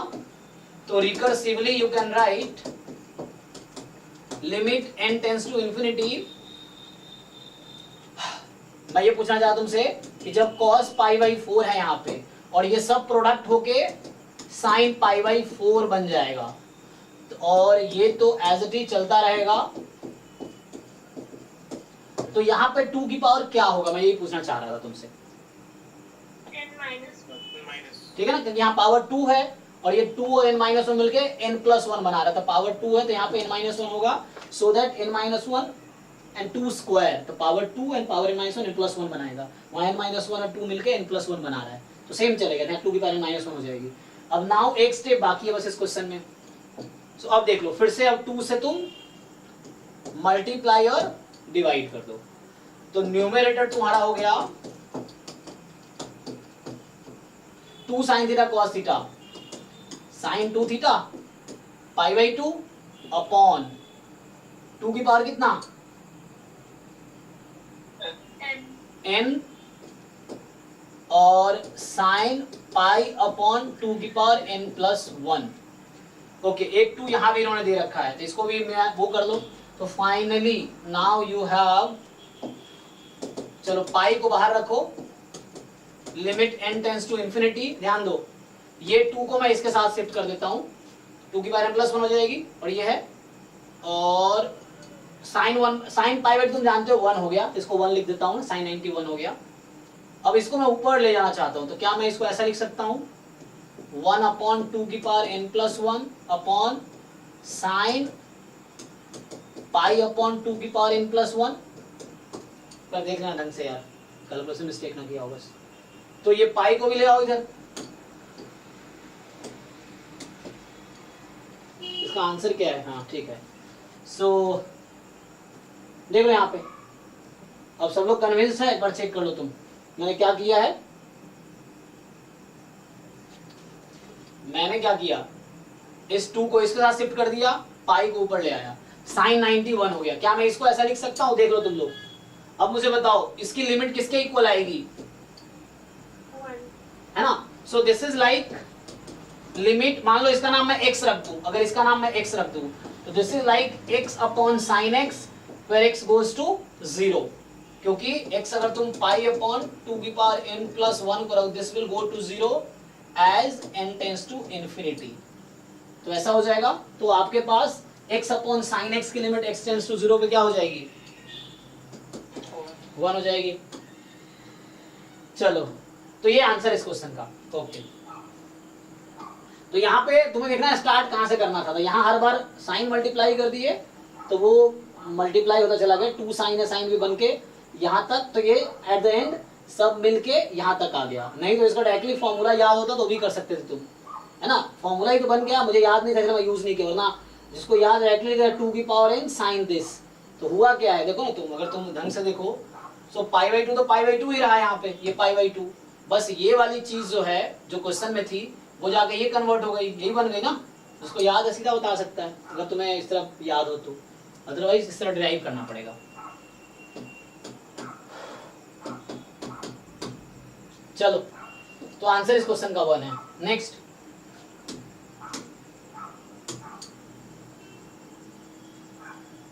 एमएस खोले, एमएस का पेपर।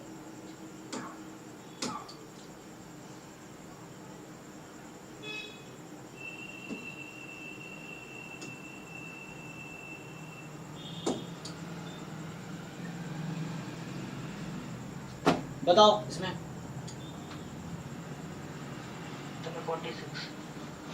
46 तो खोलने दो इसको पहले।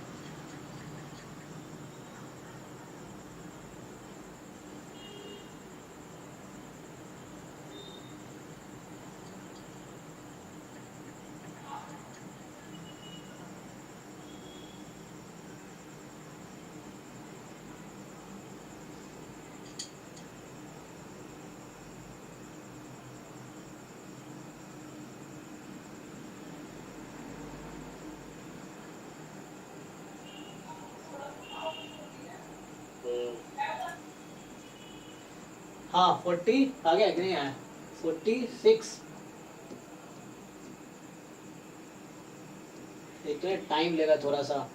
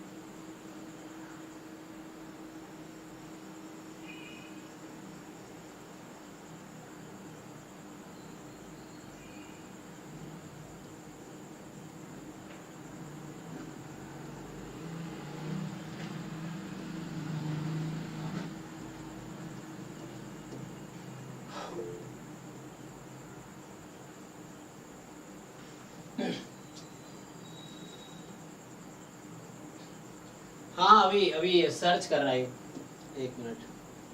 तो ये तो 47 है।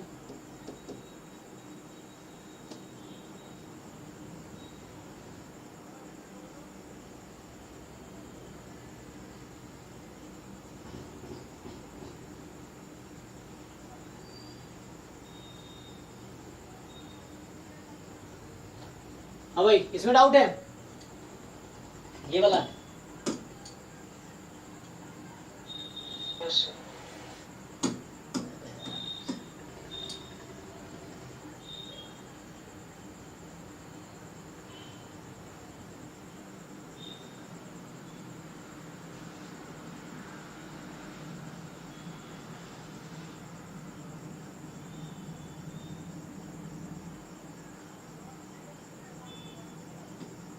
हाँ ये फॉर्मूला है, देख लो।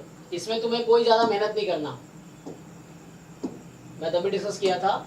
यहाँ पे क्या हो रहा है, सीक्वेंस ऑफ रियल नंबर है इस तरीके से, A1 1 है, A2 7 है, और an प्लस 1 क्या हो रहा है, मतलब मान लो a2 निकाल रहे हो तुम, सपोज यहाँ n कहाँ से 1 से स्टार्ट ना, तुम अगर a3 निकाल रहे हो मान लो, सो a3 क्या होगा a1 प्लस a2 अपॉन 2।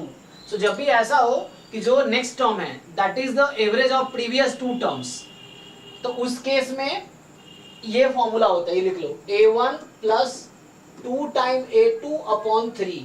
तो इस क्वेश्चन का आंसर है a1 तुम्हारा 1 है, तो 1 प्लस 2 टाइम 7 अपॉन 3।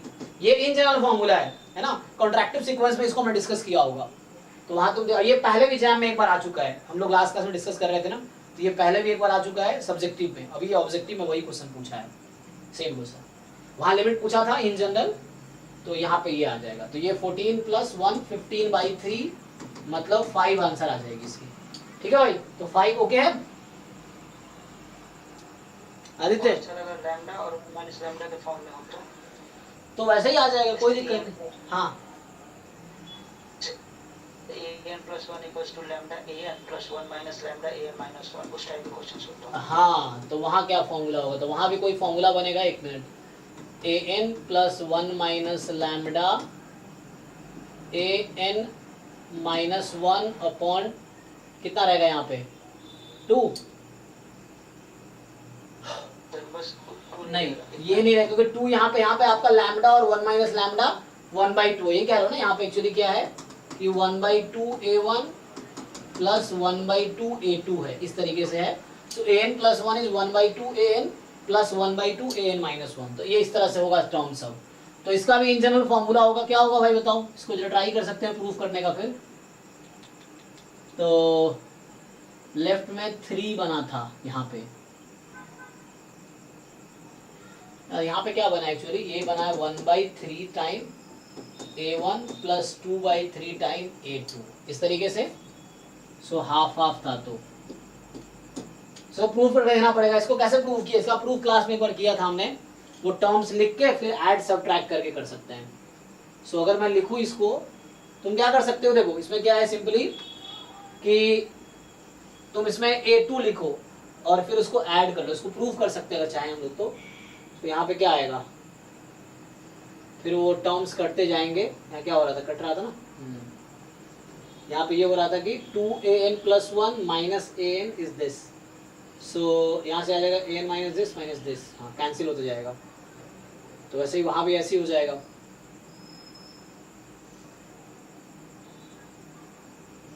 ब्रेक किया था, तो इसका एक्चुअली कुछ फॉर्मूला है जो मुझे अभी एक बार देखना पड़ेगा क्या है, प्रूफ करना पड़ेगा। ये प्रूफ भी कर सकते हैं हम लोग, अभी प्रूफ करने में टाइम लगेगा, बट ये अच्छा क्वेश्चन है ना।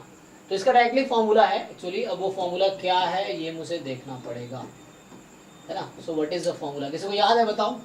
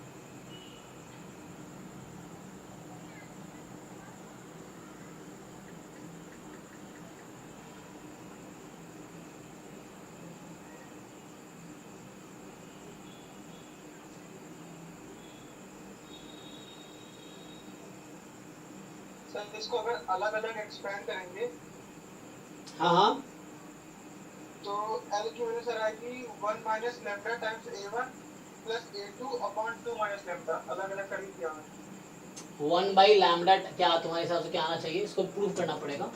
1 माइनस हाँ 1 माइनस लैम्डा टाइम्स a1 हाँ प्लस a2 प्लस A2, अच्छा upon 2 minus lambda. 2 times minus lambda. तो अगर ये 1/2 रखूँ लैम्डा को तो फिट बैठ रहा है ये। सो अगर मैं 1/2 रखता हूँ लैम्डा को तो 1 माइनस 1/2, तो ये हो जाएगा 1/2 और प्लस दिस, तो एलसीएम ले लोगे 2 माइनस 1/2 कितना हो जाएगा 3/2। सो कट के, हाँ ये तो मैच कर रहा है, ठीक है, इसमें चेक करना पड़ेगा है ना। सो क्योंकि ये जो केस है ना, ये स्पेशल केस है जब लैम्डा की वैल्यू हाफ है। सो ये इसका स्पेशल, जब लैम्डा को हाफ रखोगे ये मिल जाएगा ना, तो ये अगर कंडीशन है तो ये हो जाएगा। इसको वेरीफाई करना पड़ेगा, मैं लिखा देता हूँ, बाकी एक बार देख लेना। सो इसको वेरीफाई करके देखना पड़ेगा मुझे कुछ और एग्जांपल लेके, या है ना। पहला तो हमने ये देखा कि जब an+1 है तो आपके पास लिमिट ऑफ जो an है वो आ जाती है, ठीक है ना। सो ये जो लिमिट है ये आ जाएगी हमारे पास, कितनी आ जाएगी a1 प्लस 2a2/3, जो कि जैसे इन्होंने बताया है तो उसके हिसाब से 1/2 a1 प्लस a2 अपॉन 3/2 आ जाएगी, तो 2 माइनस 1/2 जैसे इन्होंने बताया, मतलब उस तरह ब्रेक कर सकते हैं, इसी को मैं वैसे लिख सकता हूँ 2 से डिवाइड करके।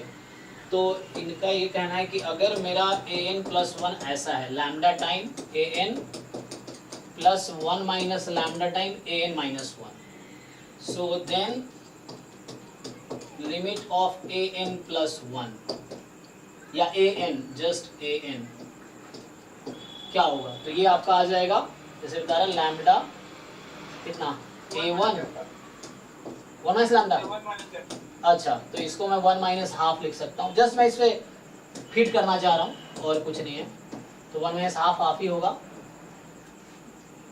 ओके, तो ये 2 माइनस लैम्डा, अच्छा। सो देख लो, इसको एक बार वेरीफाई कर लेना, तो ये आपको एक बार वेरीफाई करना पड़ेगा कुछ एग्जांपल के साथ। कुछ और क्वेश्चंस ऐसे मिल जाएंगे जहां लिखा होगा terms are 1/3 time a2 2/3 time, मतलब an 2/3 टाइम a-1, तो वहां चेक करना ये जो आंसर आपका है ये इस फॉर्मूले से मैच कर रहा है कि नहीं कर रहा, तो हो जाएगा। सो इसका मुझे एक बार वेरीफाई करना पड़ेगा, तो मुझे प्रूफ देखना पड़ेगा इसका। सो प्रूफ करके देखता हूँ मैं, यदि अभी के लिए ठीक मान लेते हैं, बाकी लोग इसको वेरीफाई करके देखो। ये तो ओके है ना, ये फॉर्मूला आपको याद रखना है, तो ये डायरेक्टली एग्जाम में उतना प्रूफ नहीं करना पड़ेगा तुम्हें, फिर इससे आ जाएगा। ठीक है, चलो और बताओ, नेक्स्ट डाउट था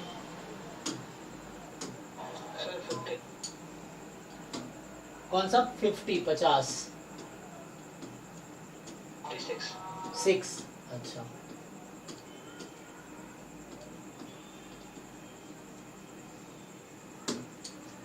चलिए 56 कह रहा है कि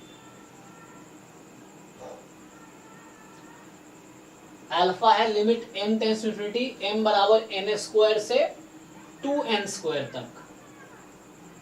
ओके, तो आपसे पूछ रहा है कि क्या होगा, ठीक है।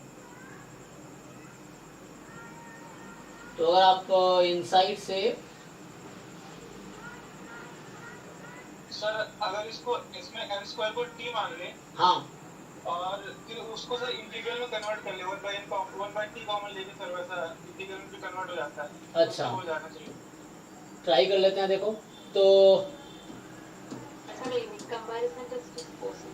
कंपैरिजन टेस्ट, हाँ ये कंपैरिजन टेस्ट हमने आई थिंक लास्ट टाइम किया था, so we can do using comparison test also, so है ना, we can get alpha 1/√5.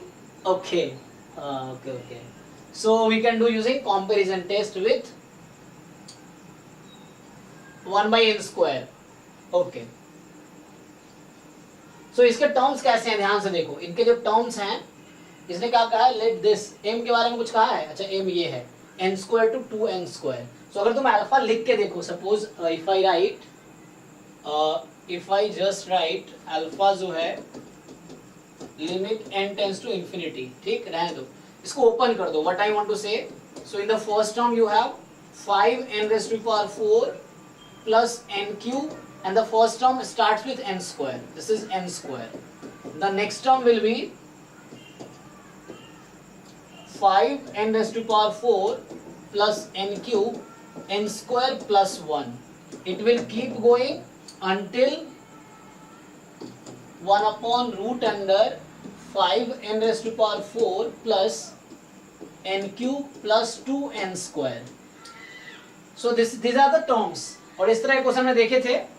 So you can just see the upper and lower bound. तो उससे आपको कुछ सैंडविच थ्योरम जैसा कुछ आ जाएगा. देखो तो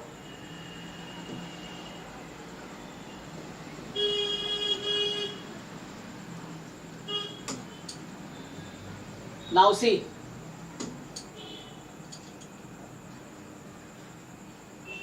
सो मुझे ये बताओ, इसमें से अगर मैं टर्म्स देखूं तो मुझे इसमें देखना है कि ये जो है ना, ये जो वैल्यू है, फॉर एग्जांपल ये जो भी लिमिट बाद में देखेंगे, ये जो वैल्यू है, this quantity is more than what और लेस देन व्हाट. मुझे ये देखना है. समझ आ आप लोगों को क्या कहना चाह रहा हूं मैं? मुझे देखना है ये जो टर्म्स हैं, this is more than what और लेस देन व्हाट. सो इससे कंपेयर करना है.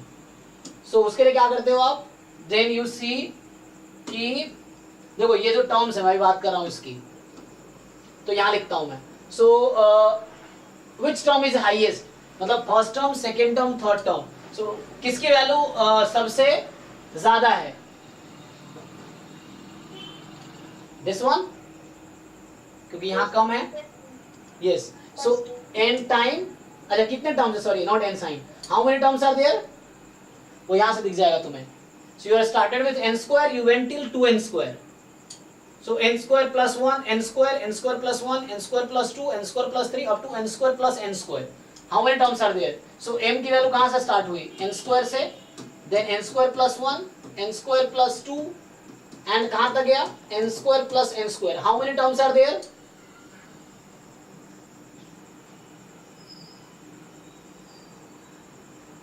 Started with n² plus 0 and went till n² plus n². How many terms are there? अरे n+1 या n² plus 1, 1 2 3 up to n². 0 is also there. So there are n² plus 1 terms are there. So मैं n से multiply क्यों कर रहा था? तो मुझे लगा n टर्म्स हैं, लेकिन देखना कितने टर्म्स हैं. टोटल n² plus 1 टर्म्स हैं, and each term is less than the first one. First one is the largest. So first one is the largest. So each term is less than that. So 1 upon root under 5 n⁴ plus n³ plus n². And now again you have total n² plus 1 terms. Each term is, so इसमें first term, second term, third term. तो this is the largest term. अगर हर term में compare, इसकी value largest होगी and उसकी value smallest होगी. वो 2n² divide हुआ ना, तो ज़्यादा डिवाइड करो कम बचेगी. So this is least term. तो ये more than equal to 1 upon root under 5 n⁴ plus n³ plus 2n². Okay,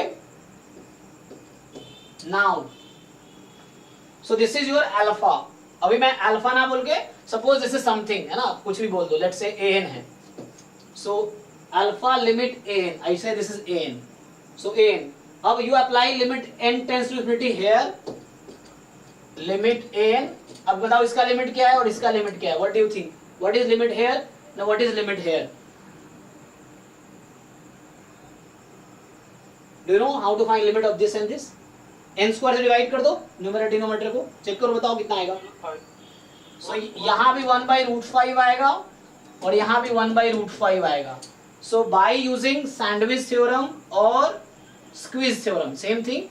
So limit this is equal to 1/√5. So means the alpha you got is, so the alpha you got is,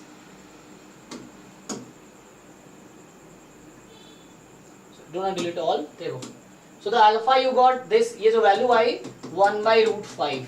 Now can you calculate this? हो जाएगा भाई? हाँ जी आदित्य, तुम्हारा doubt था ना, ये हो जाएगा. सो इस तरह तो इस तरह का दो तीन कॉन्सेप्ट है. एक होता है अगर लीनियर होता, n बाहर आता 1/n टाइम दिस, तो वो भी कर सकते हैं, इंटीग्रल से हो जाए, जो सजेस्ट कर रहा था. अगर 1/n टाइम इंटीग्रल यहाँ पे k/n का फॉर्म बनता है, then you can directly write it as integral. एक वो होता है, दूसरा इस तरह सैंडविच थ्योरम से होगा. दो तरह के कॉन्सेप्ट है इस तरह के क्वेश्चन में. संडे में एक क्वेश्चन हमने ऐसा डिस्कस किया था इस संडे, है ना। डाउट क्लास में आपको बहुत कुछ सीखने को मिलेगा, तो डाउट क्लास 10 या वीडियोस देखो, क्योंकि सीखने को मिलेगा how to approach questions. Next बताओ, next 1 minute 62, okay 62, yes. So the 62 question is, अगर आप फर्स्ट बैच का वीडियोस देखोगे सीक्वेंस सीरीज का, so I have discussed this in class, है ना, while I was teaching lim sup and lim inf. सो अगर मुझे तो कोई बताओ इसका डेफिनेशन क्या है, what is the definition of lim sup of n, कोई भी सीक्वेंस के लिए, स्पेशली बाउंडेड सीक्वेंस के लिए। So what is definition of lim sup for the bounded sequence, कोई भी डिफाइन करो। हाँ, इन्फिमम सुपीरियम समझ आया, मुझे थोड़ा नॉर्मली बताओ, सीक्वेंस सब सीक्वेंस के टर्म में बताओ। चलो थोड़ा हिंट देता हूँ, तुम्हारे पास क्या है, देखो एक बार क्वेश्चन देख लो। Sequence of real number such that ये a 5m plus 1, this is 2, a 5m plus 2, this is 3, a 5m plus 3, this is 4, a 5m plus 4, this is 6, sorry 5, then a 5m plus 5, this is 6, उसके बाद repeat होगा। सो अच्छा तुम simply बताओ, how many sub sequences are given to us in this sequence, कितने sub sequence है?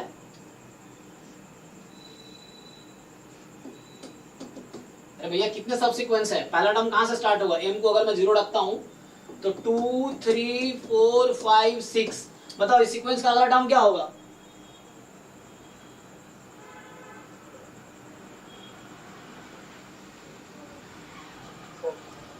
अरे what are the terms of the sequences? Sequence n बोल रहा हूं, पहला टर्म 2, दूसरा टर्म 3, तीसरा टर्म 4, चौथा 5, पांचवा 6, अगला क्या होगा? 2 3 4 5 6, 2 3 4 5 6 डॉट डॉट डॉट, समझ आ रहा है? सो 2 2 2, ये कन्वर्जेंट सब सीक्वेंस है ना, सब sequence. Next, so this is one convergent सब sequence, this is other convergent subsequence, this is other convergent subsequence, this is other convergent subsequence, this is other convergent subsequence. These are limit points, है ना, these are limit points of the sequence, not limit, limit points. So limit, if subsequence is convergent, then limit of that subsequence is called limit point. अब मैं आपसे पूछना चाह रहा हूँ, चलो लिमिट पॉइंट बता दिया मैंने, किसी सब सीक्वेंस अगर कन्वर्जेंट है तो उसकी जो लिमिट्स होंगी वो लिमिट पॉइंट होगी। Now you tell me the definition of lim sup of N in terms of limit point. The largest value of all the limit points. Yes correct, this is definition. ये definition simple है कि जितने भी convergent सब sequences है उसमें से जो लार्जेस्ट होगा that is the Liam sup of the sequence. जितने भी कन्वर्जेंट सब सीक्वेंसेस हैं उसमें जो स्मॉलेस्ट लिमिट होगी सब सीक्वेंस की that is the lim inf. So largest limit point is lim sup, smallest limit point is lim inf. Clear है definition? तो खुद ही बता दो मुझे, what is the lim sup of n in this question? What is this value? 6. 6 plus what is the lim inf of n in this sequence? 2. तो 6 plus 2 8, कुछ करना ही नहीं था, बस तुम्हें डेफिनेशन क्लियर है तो क्वेश्चन हो गया। किसका डाउट था ये? Is it clear? किसका डाउट था ये? Clear है ना? It is fine? Yes. So just you need to know the definition of lim sup and lim inf. It is the largest limit of any subsequence, convergent subsequence, and the smallest limit of convergent subsequence, or largest limit point, smallest limit point. Largest limit point lim sup, smallest limit point lim inf. चलो next. हो गया सबका doubt? 47 का sir 47 का सी। सी और D दोनों।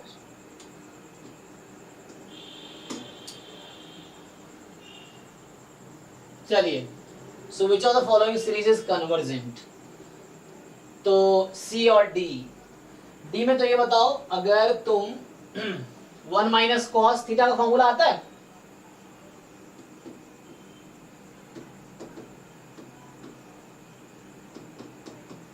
One minus cos theta का formula क्या होता है?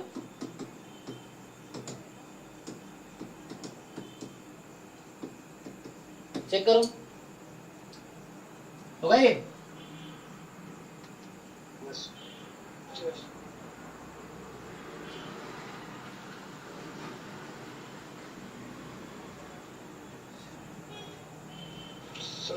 कॉस को एक्सपेंड कर देंगे तो हो जाएगा। उससे भी दिख जाएगा ना। तो दूसरा तरीका है कॉस को एक्सपैंड कर लो, नहीं तो फिर मैं अगर ये लिखूंगा तो फिर मुझे इसमें यूज करना पड़ेगा लिमिट कॉम्पिटिशन टेस्ट या कंपैरिजन टेस्ट टाइप का। तो कॉस को एक्सपैंड कर लो, कोई बात नहीं, 1 माइनस कॉस थीटा। तो कॉस का एक्सपेंशन क्या होगा? दूसरा तरीका ये है। एक अप्रोच ये भी कर सकते हैं ट्राई, दूसरा अप्रोच हमारे पास है, हालांकि ये 0 into infinity का फॉर्म है। एनीवे देखो, सो n from 1 to infinity, cos x का एक्सपेंशन होता है, cos 0 1 होता है ना, सो 1 minus x square by 2 plus x 4 by 4 factorial, ठीक है ना? फैक्टोरियल था भाई कि नहीं? ठीक है ना ये?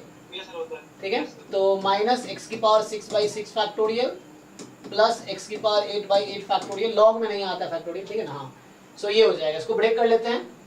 सो आपका है cos 1 माइनस 1 बाई n है, तो 1 तो पहला 1 से कट जाएगा, इस 1 को उधर बुला लो, है ना? तो इस 1 को उधर बुला लो तो 1 माइनस कॉस हो गया। सो 1 माइनस कॉस उधर से आ जाएगा एक्स स्क्वायर बाई 2, तो रूट n रहने दो। अब x जो तुम्हारा यहाँ 1 बाई n है, ठीक है ना? यहाँ से अगर मैं 1 माइनस कॉस एक्स लिख के दिखा दूँ तुम्हें, तो इधर आ जाएगा, तो ये x square by 2 factorial minus x 4 by 4 factorial plus x 6 by 6 factorial minus x 8 by, ये एक्सपेंशंस आपको याद रखने पड़ेंगे, e की पावर x का, cos x का, sin x का, है ना? ये सब का एक्सपेंशन याद, log 1 प्लस x का, ये अक्सर यूज होते हैं। तो इसको यूज कर लो तो कितना हो गया ये 1 बाई n स्क्वायर, ठीक, देख लो 2n स्क्वायर माइनस आ जाएगा, फिर स्क्वायर कर लो इसका, तो 1 बाई, है ना, और रूट n भी बाहर है, सो कितना होगा 1 बाई 4 फैक्टोरियल n की पावर 4, चलता रहेगा यही। चेक करो भाई, यही आएगा कि नहीं? और अगर आप रूट n से मल्टीप्लाई कर दोगे तो ईच टर्म के बारे में क्या बोल सकते हो? कन्वर्जेंट है, डाइवर्जेंट है?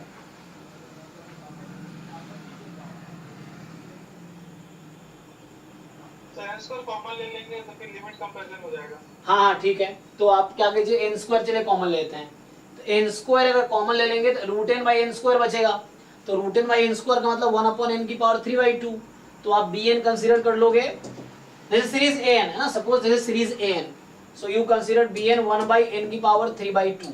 अब B N upon A N, मतलब ये ए एन है, तो A N upon B N की लिमिट निकालोगे, एन टेंस टू इन्फिनिटी करोगे, क्या आ जाएगी 1 बाई 2 आ जाएगी, है ना, जो कि पॉजिटिव है। तो पॉजिटिव है तो इसका मतलब ये हुआ कि बोथ कन्वर्जेस और डाइवर्जेस टुगेदर, है ना? तो उस केस में this is convergent, this is convergent, ये कन्वर्जेंट आ गया फिर तो देख लो। ओके है भाई, देखो इसको डाउट है। अब सी की बात करनी है आपको, है ना?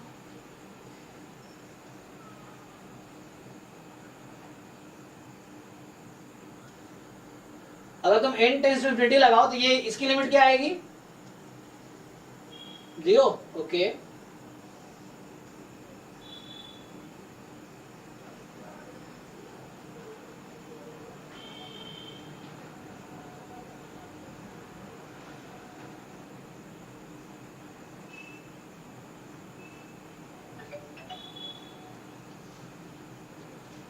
बताओ भाई सी के लिए क्या करें?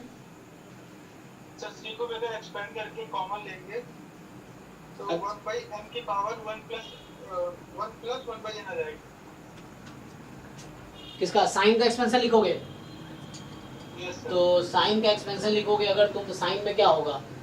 साइन में तुम्हारे पास साइन है, साइन 0 0 होता है, x minus x cube by 3 factorial x 5 by 5 factorial dot dot dot. तो यहाँ तो तुम्हारे पास आ गया, ठीक है, तो 1 by N plus 1 by N का होल क्यूब, तो ये कितना बचेगा 1 बाई एन की पावर कितना, n माइनस 1, तो उसे कॉमन में आएगा 1 बाई n की power 1 plus 1 by n। 1 plus 1 by N, अच्छा। फिर इसको तुम कैंसिल किसके साथ कंपेयर करोगे? तो bn को हम लोग ले लेंगे 1 बाई n की power 1 plus 1 by n। 1 by n की पावर 1 प्लस 1 बाई n। अच्छा ये आएगा, ओके। तो तुम 1/n कॉमन लोगे तो ये हो जाएगा। ओके, अब इसके साथ जब तुम रेशियो लोगे तो लिमिट क्या आ जाएगी तुम्हारी? 1 नहीं 1 आ जाएगी। तो 1 आ जाएगी तुम्हारे पास, an/bn की लिमिट 1 आ जाएगी। सो 1 फिर से पॉजिटिव है। So both series will converge और डाइवर्स टुगेदर। तो क्या हो, ये क्या होगा, कन्वर्ज करेगा डाइवर्स करेगा?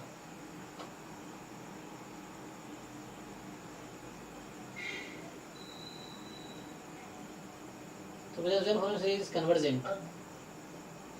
सर अगर bn को 1/n लेके देखें सर। हाँ, सिर्फ 1/n लेंगे तो क्या होगा? तो अगर 1/n लोगे तो लिमिट क्या आएगी? पूरा 0 हो जाएगा।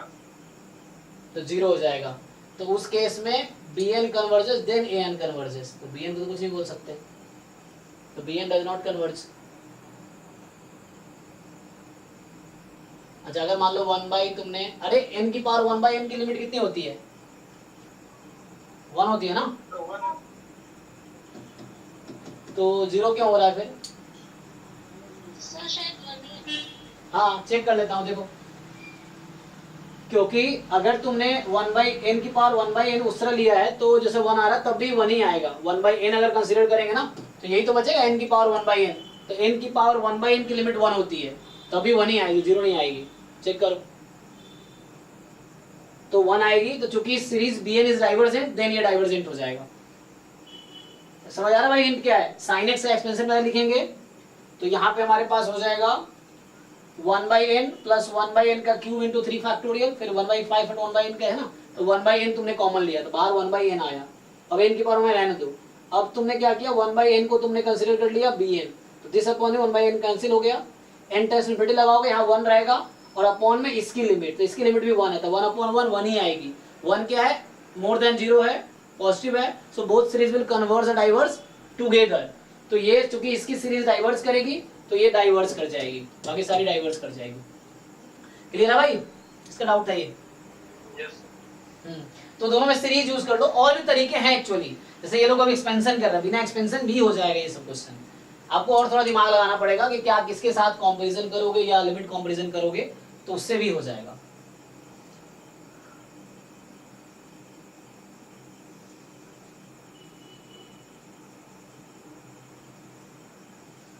तो उससे भी हो सकता है। एनीवे नेक्स्ट बताओ। तो ये एक अप्रोच 51। अब देखना संडे में डाउट क्लास है तो संडे का भी डाउट बचा लेना, संडे डाउट ना रहे। तो और क्वेश्चन प्रैक्टिस करो, बाकी है ना टॉपिक्स के, संडे भी है। सो 51 एक्चुअली ये क्वेश्चन प्रोबेबिलिटी का है। अगर तुम्हें दिख रहा हो तो इसको मैं ऐसा लिख सकता हूँ, लिखा हुआ तो है सोल्यूशन, देखो यहाँ पे। सो ये एक्चुअली 2n 1/2 की पावर के 1/2 की पावर 2n माइनस के, ऐसा लिख सकते हैं। सो ये देख के बताओ किस डिस्ट्रीब्यूशन का पीएमएफ दिख रहा है तुम्हें? बाइनोमियल है ना। सो x इज बाइनोमियल 2n, 1/2। तो ये बाइनोमियल का पीएमएफ है एक्चुअली।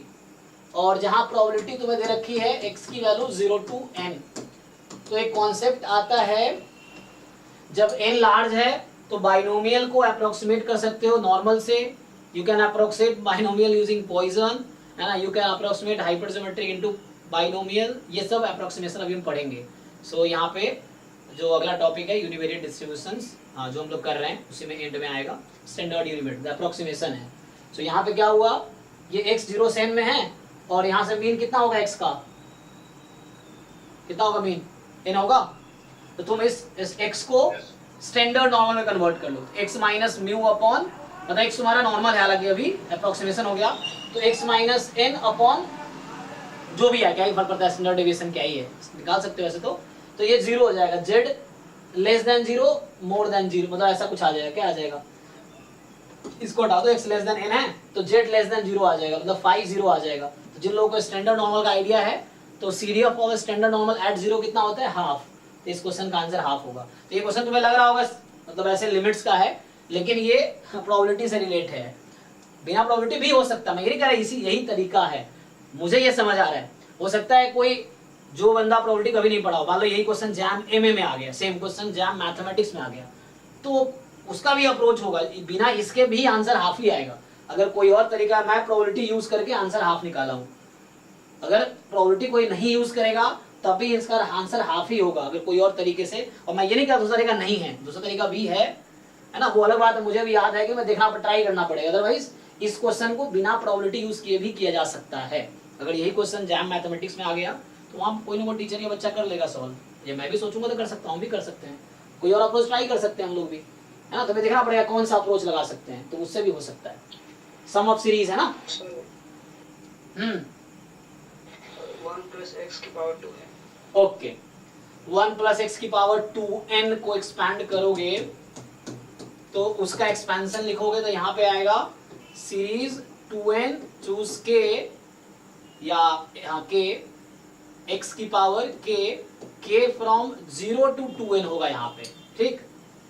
अब आपको ये देखना है, कोई प्रॉब्लम नहीं है, अब देखो इसके आधा आधा टर्म अलग अलग कर दो, ये हाफ टर्म है ना, 0 से n है, हालांकि मैंने YouTube पे सॉल्यूशंस अपलोड किया हुआ बिना प्रोबेबिलिटी यूज किए, वहां पे इसी को यूज करके आई थिंक देखना।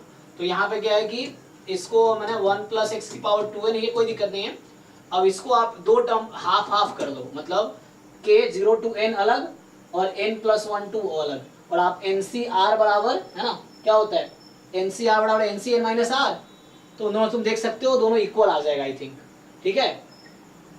सो एग्जैक्टली आ जाएगी यहाँ पे, तो x क्या रखोगे तुम यहाँ पे,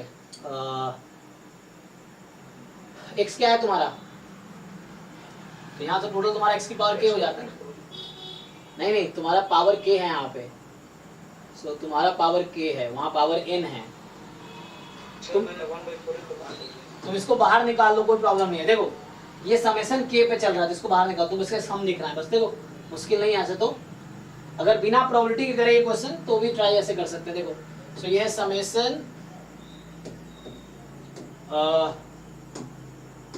2n चूज के 1/4 की पावर n है ना, तो ये k लगा हुआ है 0 to n था, तो 1/4 की पावर n को तुम बाहर कर सकते हो, क्योंकि ये समेशन k पे है भाई, 0 to n 2n चूज के, ये k पे समेशन है, n पे नहीं है, तो ये n वाला टर्म बाहर आ सकता है। Limit n tends to infinity, यहाँ लगा दो limit n tends to infinity. अब तुम्हें देखना है, ठीक है, तो 1/4 की पावर n है। अब इसको देखो ध्यान से, इसको खोलोगे तो क्या हो गया, ये 2nc0 2nc1 2nc2 up to 2ncn, यही है ना ये। अब अगर तुमसे मैं पूछ लूं कि 2nc0 अप टू 2ncn, फिर आगे 2ncn+1 and dot dot dot 2nc2n, इसका सम कितना होता है भाई, भाई या बहन जो भी बताओ, कितना होता है ये 2nc0 2nc1 up to 2nc2n तक, 2 की पावर 2n, फाइन, ठीक। अब देखो प्रोबेबिलिटी यूज नहीं कर रहा मैं प्रोबेबिलिटी से वहां किया हूं, यहाँ प्रोबेबिलिटी यूज नहीं कर रहा मैं। अब देखो, तो अगर तुमसे पूछूं ये वाली चीज और ये वाली चीज इक्वल है, क्या तुम एग्री करोगे, चेक कर लेते हैं एक बार पहले। सो 2nc2n को ncr बराबर ncn - r से खोलोगे तो क्या 2ncn 2nc0 इक्वल होगा, हाँ या ना, 2nc0 is equal to 2nc2n, ncr is equal to ncn - r, उस फॉर्मूले से। फिर जो नेक्स्ट टर्म इसके इक्वल रहा होगा, कितने टर्म्स है टोटल यहाँ पे टोटल है 2n+1 टर्म्स, हाँ या ना, कितने टर्म्स बोल रहा हूं मैं, कितने टर्म्स हैं इसमें, बोलो।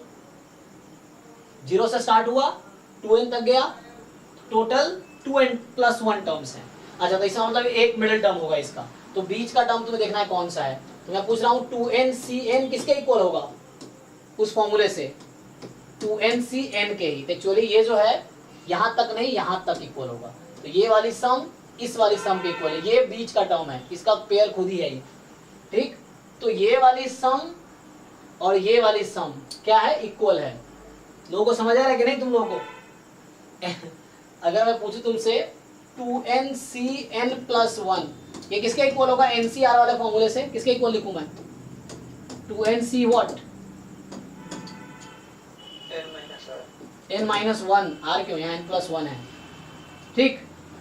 सो 2ncn+1 is equal to 2ncn-1, ये इक्वल है, इसका मतलब ये है जिसका पिछला टर्म तुम देखते हैं 2ncn-1 है यहाँ पे, okay. So this term and this term are equal, okay. So now what I have remaining, तो मैं इसकी वैल्यू, इसको एक टर्म छोड़ दूं मैं, तो इसकी वैल्यू मैं लिख सकता हूं ना, क्या लिख सकता हूं मैं इसकी वैल्यू, बताओ।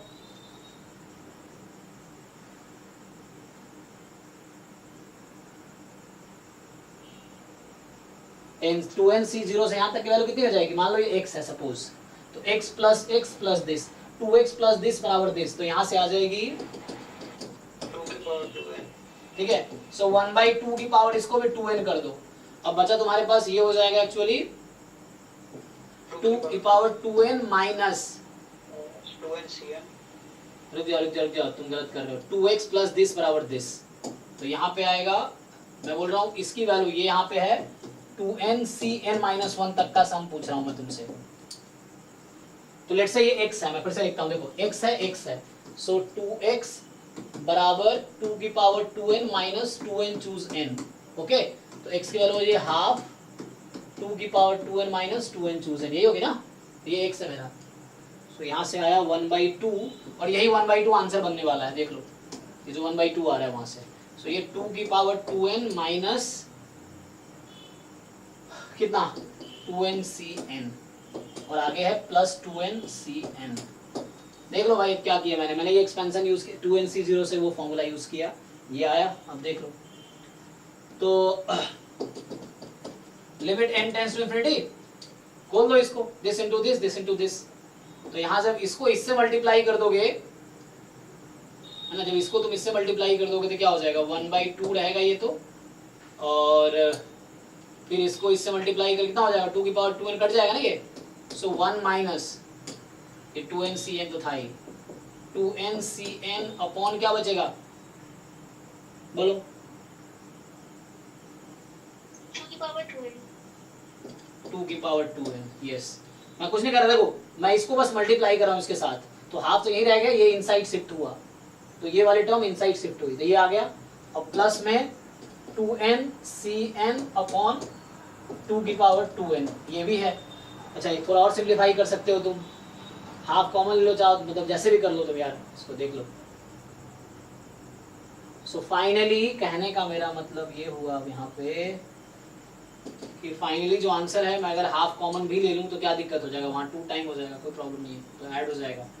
सो कहने का मतलब मेरा ये हाफ बाहर है, limit n tends to infinity. अब ये मैं हाफ बाहर कर लिया, तो बचेगा फाइनली 1 माइनस, तुम देख लो अब, तो बचेगा 1 प्लस 2ncn अपॉन 2 की पावर 2n। अब तुम अपना डिसाइड कर लो कैसे, ठीक।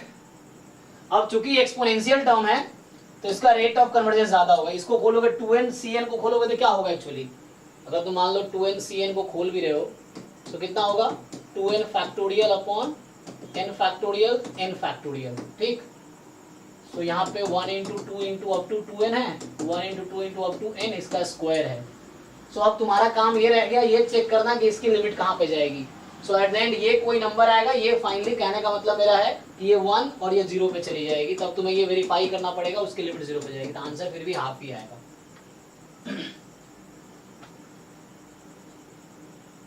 या इवन टर्म्स और टर्म का सम इक्वल रहता है nc0 nc का ना, सो यहाँ पे हाफ हाफ हो जाएगी। सो ये एक अप्रोच है। अब तुम्हें बीच के एक चीज यहाँ पे डिसाइड करना है, जस्ट इसकी लिमिट 0 कैसे होगी, 2ncn अपॉन 2 की पावर 2, ये एक्सपोनेंशियल टर्म है, तुम कितनी बार भी डिफरेंशिएट कर लो, ये खत्म हो सकता है, ये खत्म नहीं होगा कभी भी, ठीक है। तो वहां भी तुम उस तरह कर सकते हो, कैंसिल हो जाएगा। तो एट द एंड वो चीजें, ये मैं बता दूं तुम्हें, अगर इसको खोलोगे तो मुझे थोड़ा जैसे यहाँ तक दिख रहा है मुझे 1 3 5 7 9 ऑड रहेगा, हाँ 2 की पावर n हो जाएगी, हाँ उस तरह से कुछ बन जाएगा। तो वो उसके कन्वर्ट होगा कहीं ना कहीं, तुम्हें है ना 2 2 2 बाहर निकाल लो, उस तरह से चेक करना क्या होगा, 2 की पावर n होगी, ठीक है। फिर 2 की पावर n कैंसिल कर देगी, फिर नीचे n फैक्टोरियल भी तो है, एक n फैक्टोरियल कैंसिल हो जाएगा। एनीवे तो अब तुम्हारा है एक फैक्टर जब कैंसिल होगा तो ऊपर n टर्म्स बचेंगे और हाँ। सब में से 2 2 कॉमन आ जाएगा, ओके ठीक है। तुम प्रूव कर लेते, आंसर यहाँ 1/2 आ गया। तो मैं तुम्हें ये बताना चाह रहा हूँ कि बिना प्रोबेबिलिटी यूज किए जस्ट ये एक्सपेंशन से यूज हो गया, हालांकि इनडायरेक्टली एक्सपेंशन बाइनोमियल थ्योरम में यूज होता है, और यहाँ पे मैंने क्या किया है, बाइनोमियल थ्योरम को अप्रोक्सीमेट किया नॉर्मल डिस्ट्रीब्यूशन में, एंड देन आंसर निकाला, तभी आंसर सेम आएगा, ठीक है। नेक्स्ट क्वेश्चन बताओ। तो आज इसकी तीसरी डाउट क्लास है सीक्वेंस सीरीज की, संडे 7 to 10, आज फ्राइडे है ना, फ्राइडे है ना, संडे 7 to 10 होगी, तो उसमें भी कुछ भी डाउट पूछ सकते हो, सीक्वेंस सीरीज या प्रोबेबिलिटी या है ना जो हम कर रहे हैं रैंडम वेरिएबल, कोई भी आगे का भी चीज डिस्कस कर सकते हैं। हाँ नेक्स्ट तो एक क्वेश्चन टेस्ट में आया था कि an + 1 - an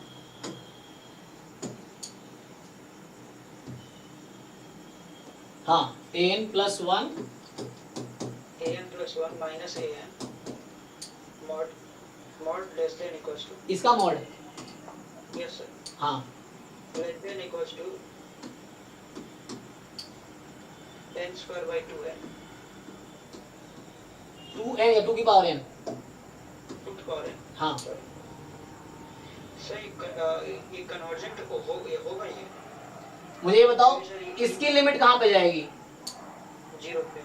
0 पे, तो इसका मतलब ये जो हमारा ये तो इसका मतलब ये जो सीक्वेंस है कॉची सीक्वेंस हो गई, ये डेफिनेशन है कॉची, तुम्हें पढ़ाया ना वो क्या कॉन्ट्रैक्टिव सीक्वेंस पढ़ाया था मैंने, तो ये कॉन्ट्रैक्टिव सीक्वेंस हो गई एक्चुअली, 0 पे जा रही है ना, इसका मतलब ये है कि it is less than epsilon for all epsilon more than 0, इसका मतलब हमने ये दिखा दिया, ये थ्योरम है कि जब ये टर्म अगर 0 पे चली जाए, कॉन्ट्रैक्टिव सीक्वेंस आके देखो जो मैंने पढ़ाए होंगे फर्स्ट बैच, सेकंड बैच जो प्रदीप जी ने पढ़ाया था, तो मैंने कॉन्ट्रैक्टिव सीक्वेंस नाम का एक टॉपिक बैच 1 में पढ़ाया है, बैच 1 के सीक्वेंस सीरीज के वीडियोस देखो जहाँ पे शुरू वाले, तो उसमें ये पढ़ाया होगा, तो ये टर्म 0 पे जा रही मतलब ये लेस देन एप्सिलॉन होगी for any epsilon you choose, और इसका मतलब क्या है कि हर टर्म अपने नेक्स्ट टर्म के बहुत क्लोज है, क्लोज का मतलब लेस देन एप्सिलॉन, जिसका मतलब ये हो गया कि this is the Cauchy sequence, और कॉची सीक्वेंस है if and only if convergent sequence, ये थ्योरम है ना, सो हर कॉची सीक्वेंस कन्वर्जेंट, हर कन्वर्जेंट सीक्वेंस कॉची है आर में, रियल सीक्वेंस में, तो हो गया प्रूफ, यस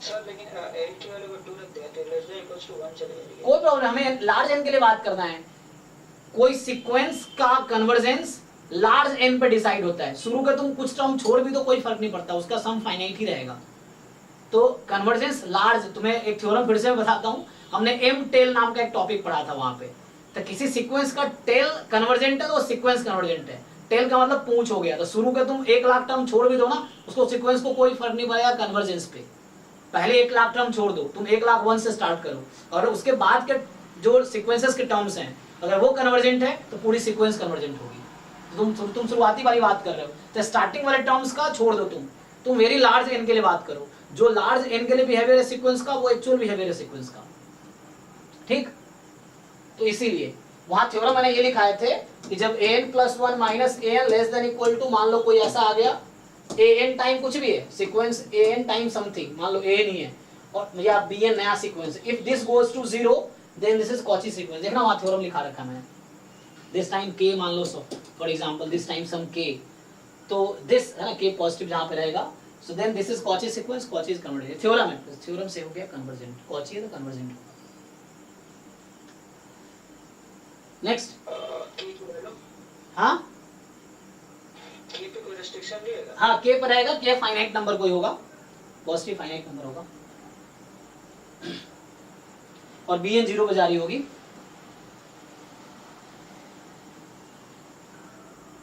ठीक है चलो, तो आज डाउट में ही चला गया, पिछले 3 क्लास में हम डाउट ही कर रहे हैं, संडे में डाउट होगा, फिर अब नेक्स्ट वीक से हम स्टार्ट करेंगे new topic, calculus of one variable, मतलब डिफरेंशियल कैलकुलस, फिर इंटीग्रल कैलकुलस, फिर लीनियर अलजेब्रा, खत्म हो जाएगा, 4 टॉपिक है आपके मैथ्स पोर्शन में, sequence series, differential calculus, integral calculus और फिर लीनियर अलजेब्रा, तो अभी हम नेक्स्ट क्लास में स्टार्ट करेंगे डिफरेंशियल कैलकुलस, है ना, तो वो देखेंगे, ठीक है, अभी पहले संडे में जो डाउट क्लास है उसके बाद फिर देखो क्वेश्चंस में फोकस करो, थ्योरीज उसके साथ क्लियर हो, मान लो ये क्वेश्चन पूछा तो मैंने एक थ्योरी बता दी, अब ये जाकर पढ़ लो तुम, तो उससे वो चीजें की थ्योरी जानना जरूरी है क्वेश्चन सॉल्व करने के, लेकिन सिर्फ थ्योरी से क्वेश्चन जरूरी नहीं सॉल्व होगा, उसके लिए क्वेश्चन सॉल्व करके देखना पड़ेगा कहाँ दिक्कत है, जैसे यहाँ दिक्कत था मैंने कहा कॉन्ट्रैक्टिव सीक्वेंस आगे पढ़ो, ये उस बुक में भी है जो बार्टल एंड सेवर्ट की है, उस बुक में है ये टॉपिक, वहाँ जाकर तुम पढ़ सकते हो, तो इस तरह से तो उसमें देखो जाके, ठीक है चलो अभी के लिए thank you and good night, next class में मिलते हैं। Thank you sir.